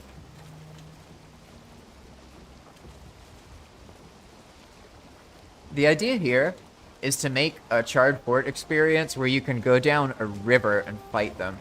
But I can already tell by looking at those charred forts, they're actually not the proper palm charred fort. Palm charred forts are more, let's say, difficult. They have more other monsters and monsters outside of the forts. Whereas those forts, like, pretty much everything's inside of them. They haven't been respawned yet. So I got quite lucky and it looks like it was quite safe. Oh, poor Kolak. Oh, what a spot to end up. So now I think the bog witch is just like right around this corner pretty much. So we just sailed through this area, right? So now we're wrapping back around it and that was brutal. We should see, like, doesn't the bog witch have like an aura or something? I swear she does. If we just go over here, we'll find one eventually. Emphasis on eventually. There's another tombstone over there. I wonder who that is. Interesting. Oh, there's a whole bunch of cargo crates over there. Let's check that out. I wonder what that is. We have... Oh, I destroyed... Of course I destroyed the I destroyed the extra cargo crate I had for no reason. Right? It looks like someone lost a boat over here at some point. What a rough place. Who was it? Oh, it's Shady! Shady had a lot of fun. I see. Alright, so it's a bunch of wood. I guess I'm just gonna accept that this is like a wood area. Shady hasn't played for a while, so if someone finds this, it's all yours, pretty much. Now, I think the bog witch is right there. I don't know. I know there's a bog witch here, but the wind is being very, very, very uncooperative. Also, not a surprise. Some things never change, I suppose. Right, what is that? Oh, it's a Leviathan. Hey, interesting. Do I want to mine that? I do have the stuff to mine it. Nah, another reason to bring the cargo crate, and I didn't do it. Tragic. How tragic. All right. Anyway, let's see. That is not the bog witch. I swear she's here somewhere. I swear. Ah, there she is. Yeah, see, I'm not crazy. I wasn't just sailing into nothing. There was a reason. Now, let's see. I'm kind of bummed because I said that charred fortress area would be dangerous. But I spawned things. I ran a locations reset without EWP working earlier. And EWP is what makes the charred fortresses spawn differently. So you normally would have seen me get chased by like a fallen Valkyrie and a bunch of other stuff would have been outside and maybe I would have died or something, but not this time. Yeah, here we are. This is the, I guess, easiest bog witch to get to. I made it seem hard by going through that river, but you don't actually have to do that. That was just me being reckless.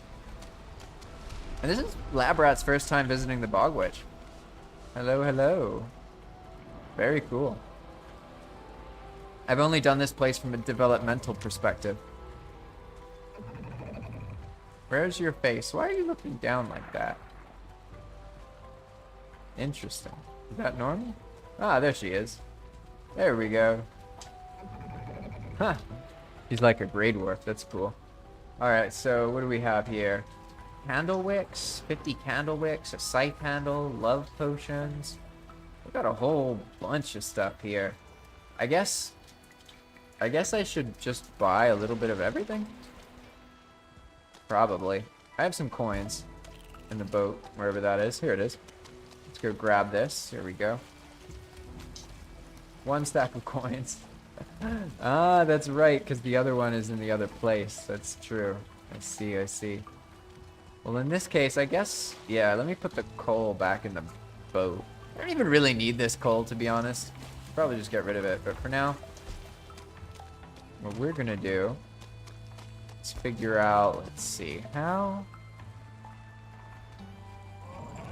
should we do this? Candle wicks definitely need these things. So that allows us to make a resin candle, huh? And how many resin candles could we supposedly make? I haven't actually looked at this stuff before as a player, so it's quite interesting. Oh, 1? Yo, that's awesome. Wow, okay. So we just got the ability to make 50 of them. I'd say that's probably plenty. Let's buy a scythe handle. I'm going to buy 2 scythe handles because on Path of Magic they actually function differently, which you'll see soon. Love potion. That's related to trolls. I don't think it matters that much. A toadstool, huh? Huh. Alright, well, maybe that gives us a recipe. Ah, it gives us the Berserker mead. I see. Okay, okay. That's very cool. Very cool. I'm so glad Iron Gate added an actual coin sink to this game.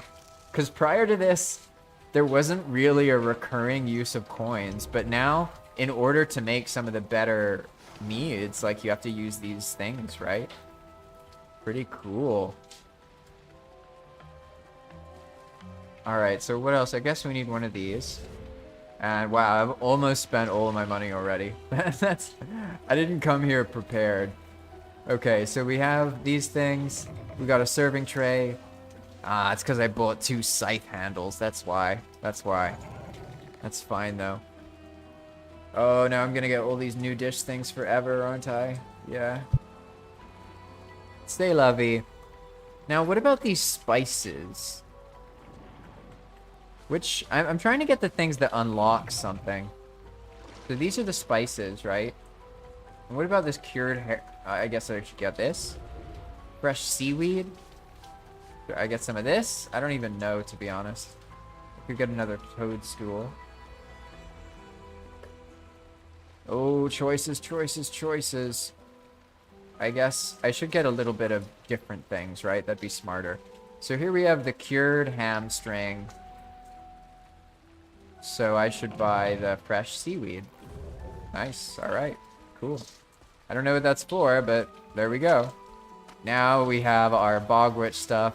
And using our second scythe handle here, we're going to be able to summon a scythe, or a Cavaster at our base, which will be really funny.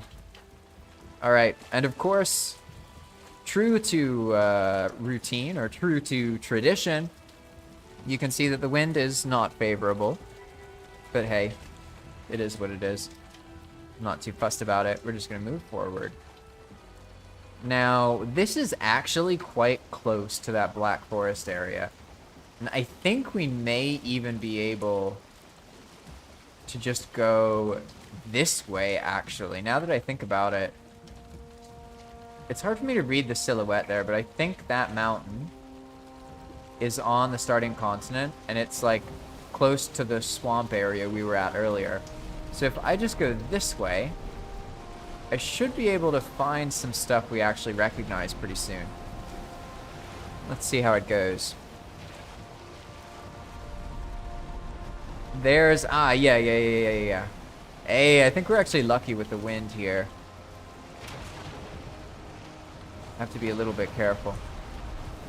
Oh, the ship goes so fast. Holy crap. Ah, that's right, because the wind's at full intensity because of the storm. Holy moly. It's like completely sideways. Wow. All right. Yeah, let's chill out here.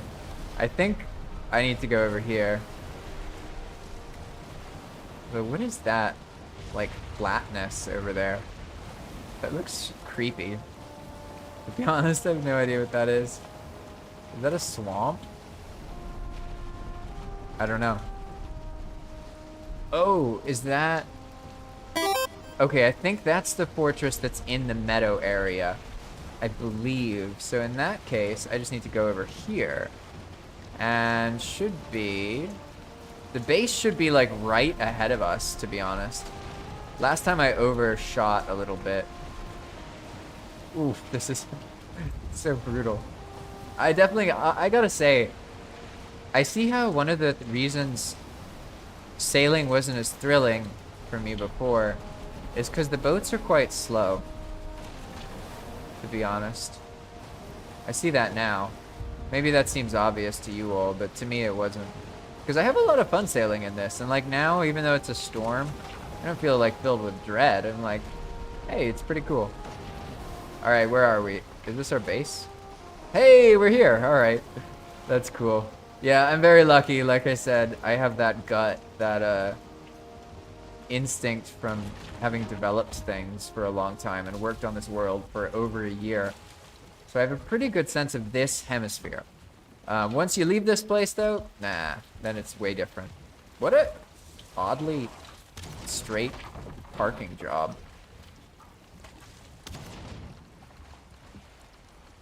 Hey, calm down, Mr. Skeleton. We don't need your nonsense right now.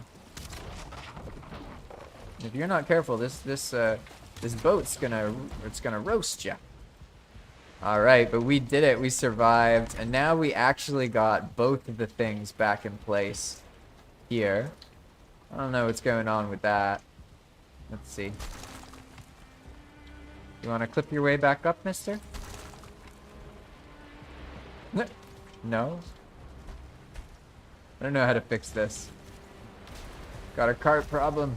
I guess the easiest way, realistically, is to just destroy the cart. Oh no. I'll fix this stuff, Star. I'm just trying to get this cart. It fused with the floor. It's not my fault it fused with the floor. Alright, there we go. So now I just need to continue the pattern. What was the pattern? Let's see. I'll find it. Alright, what's going on here? This is like there's the central area. Okay, these ones are... Ah, okay, okay. Looks like it just goes forward. There we go. And then this one. Is it like that or like this? I don't know. I guess it doesn't really matter.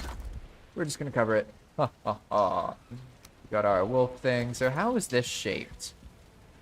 Oh no, I don't even remember how it was shaped. Was it like this? Gosh, I don't know. I'll do it like that. Hey, look at that. Deer hide and medium stamina. Ha! Funny drops, funny drops. Alright. Very cool. Ah, yeah, it is kind of like that. I like the kind of crosshatch pattern. That's neat. Very neat. Alright.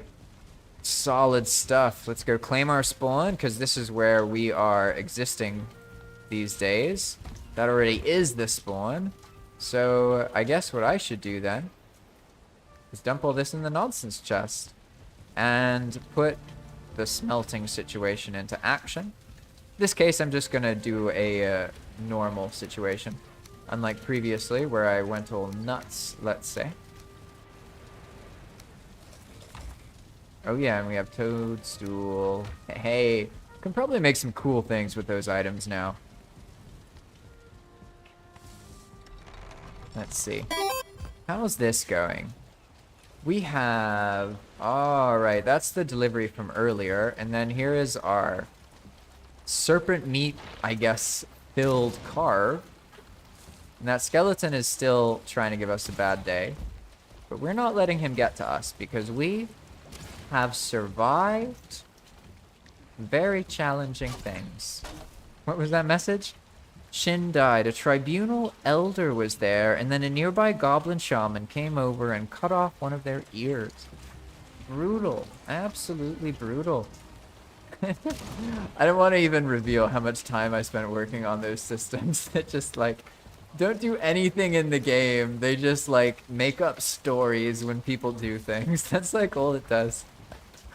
But it's so, I don't know why, but I find those things really satisfying and amusing. And it makes it so you can like read the Discord live chat and know what people are doing on the server without actually being in the game. And I find that to be, I don't know, I find it to be pretty beneficial. Hey, look at this. Here we go. Now we have this super heavy cart. And I can move this around a little bit because most of the weight is actually just coming from the serpent meat. So let's deliver some of this serpent meat to a more reasonable place. Plants, shrooms, food stuff, meats. Cool. Serpent meat. Nice. And now we have all of this ore. And I think there's a smelting place. Yeah, right out there. So how do I go there? Ah, right here. How cute. Oh, this place is so cool. It's so much. Honestly, the entire previous series, I was pretty much like putzing over the conveyor belts in the factory and the swamp, and I like had a little chair that I sat in that gave me the rested buff. It was pretty rough, to be honest, pretty rough. So this feels very fancy. There's like a whole base here loaded up with goodies, and everything's organized and lovely. Very cool. Alright, so I'm gonna add a little barrel here. This is gonna be the ore barrel. I'm gonna put it... How can I put it where it's not in the way? I guess like here maybe? Yeah, there we go. Yeah, there we go. And now, do we really need 3 kilns? Maybe I'll replace one of these with one of those. Bum, bum, bum, bum, bum. There we go. Alright, good stuff. We have that all going, awesome. Now we can... I think we processed everything, didn't we? So this ultra cart, we can just take this back over here. And I guess what I can do is I can bring in... I'll bring in the iron and the coins from this deliveries area over here. Yeah. Oh, and also we can get our Cravaster. I'll do that too. But for now, let's leave these things here. I'm just going to grab all the stuff that I'm moving. And I'll show you how you can summon a Cravaster on Path of Magic using a scythe handle. It's actually very easy. I'm wondering, like, where would be a good place for our Cravaster? I like the idea of them being over here. I don't think they're destructive. I guess we'll see shortly. With the Diverger. That could work. It'll probably end up over there. But then they're gonna be stuck in the kitchen. You know? And I feel like it could walk around. It could walk around somewhere else. They could live a happy life. You know? Less traveling. Well, I'll buy, what if I buy another scythe handle later? And we can just see. We can see what happens to this one. There's too many items nearby. Saved by that reality. Alright, let's, forgive me, I gotta dump this metal here for a moment. So much of it. Okay, so where does metal go and coins? Let's see. Hides, feathers, bones, teeth, cores, seeds, glows, sticky, resin, coal, treasure! Alright, there we go. Alright, I put it all the way over here. Hey, you guys have a lot of core wood now. Nice. What about metal? Right across from the forge? That is a great place. Good idea. Alright, let's do that. Hey, I remember now, actually. There was a forge over there. I completely forgot about the forging area. Yeah, I made this spot. They're across from the forge, right here. Hey, that makes sense. I see, I see. Ingots, scraps, ore. Hey, 2 silver! Nice. I'm always excited about silver. Well, now there's plenty of iron here. I'm gonna take 1 silver. Stuff's like gold, I swear. Alright. So there are too many loose items to spawn this thing. Where are the loose items causing that to happen? Huh. Oh, I see. It's probably these. Yeah, let's do this real quick. We're just gonna put this in here for now. Same thing with this. Toss that silver in there. Alright, now maybe I'll be able to summon it. Let's see. Hey, there we go. How'd it go? Also my first time using this as a player. That works really well. It's actually kind of unusual for things to line up so easily. But probably, this is a test Cavaster. They don't like destroy things like the Diverger do, so I think it's probably safe here. But at some point it'll probably aggro and then like go outside or something and get lost. That tends to happen. But for now he can just, you know, he can greet people. He's our greeting Cavaster. Hello there. I don't know, I think he adds some character. But we'll see. We'll see what survives. So how are we doing here? We have stored all of our iron, and I think, honestly, awesome. That is solid. So that is it for now. And remember, if you want to join us on Path of Magic, it is free to join. There's no limits. There's no slots. Really, the only thing is, don't screw things over for other people. This isn't the Valheim you're used to. And if you like building and talking to other people about Valheim, maybe working on some projects together, going exploring, that kind of thing, you will probably enjoy it here. Whereas if you're used to like hardcore mode and these kind of things, and you like not dying ever, maybe it'll be a little too rough for you here. I've actually found that the people who complain the most about Path of Magic, ironically, are actually the players who are traditionally very good at combat in normal Valheim. They don't like it in Path of Magic. I guess because it kills them, which is unfortunate. But hey, that is what it is. Thanks for watching, everybody, and I'm going to see you in the next episode, where we're going to be going on some more adventures. Bye-bye. Thanks for watching another episode of The Path of Magic. All of the crazy nonsense that you've been seeing so far has been done with Expand World Prefabs. Expand World Prefabs is a fantastic server-side BepInEx mod developed by Yer. And if it wasn't for Yer's hard work, none of this would be possible. So I strongly encourage you to support Yer if you can. And if you're interested in supporting my work, there's 2 ways that you can do so. By getting your own dedicated Valheim server at Zap Hosting. I've got lots of tutorials showing you how to set everything up, and it doesn't even take that long.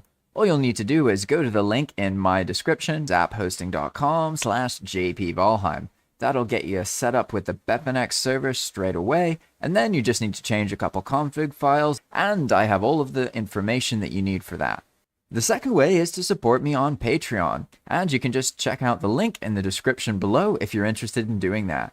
I understand that some of you might want to support me, but, you know, you're not going to get a server to do so, so here you go. Now you have a way to do it. Thanks for watching, and I'm going to see you in the next episode of The Path of Magic. Bye-bye.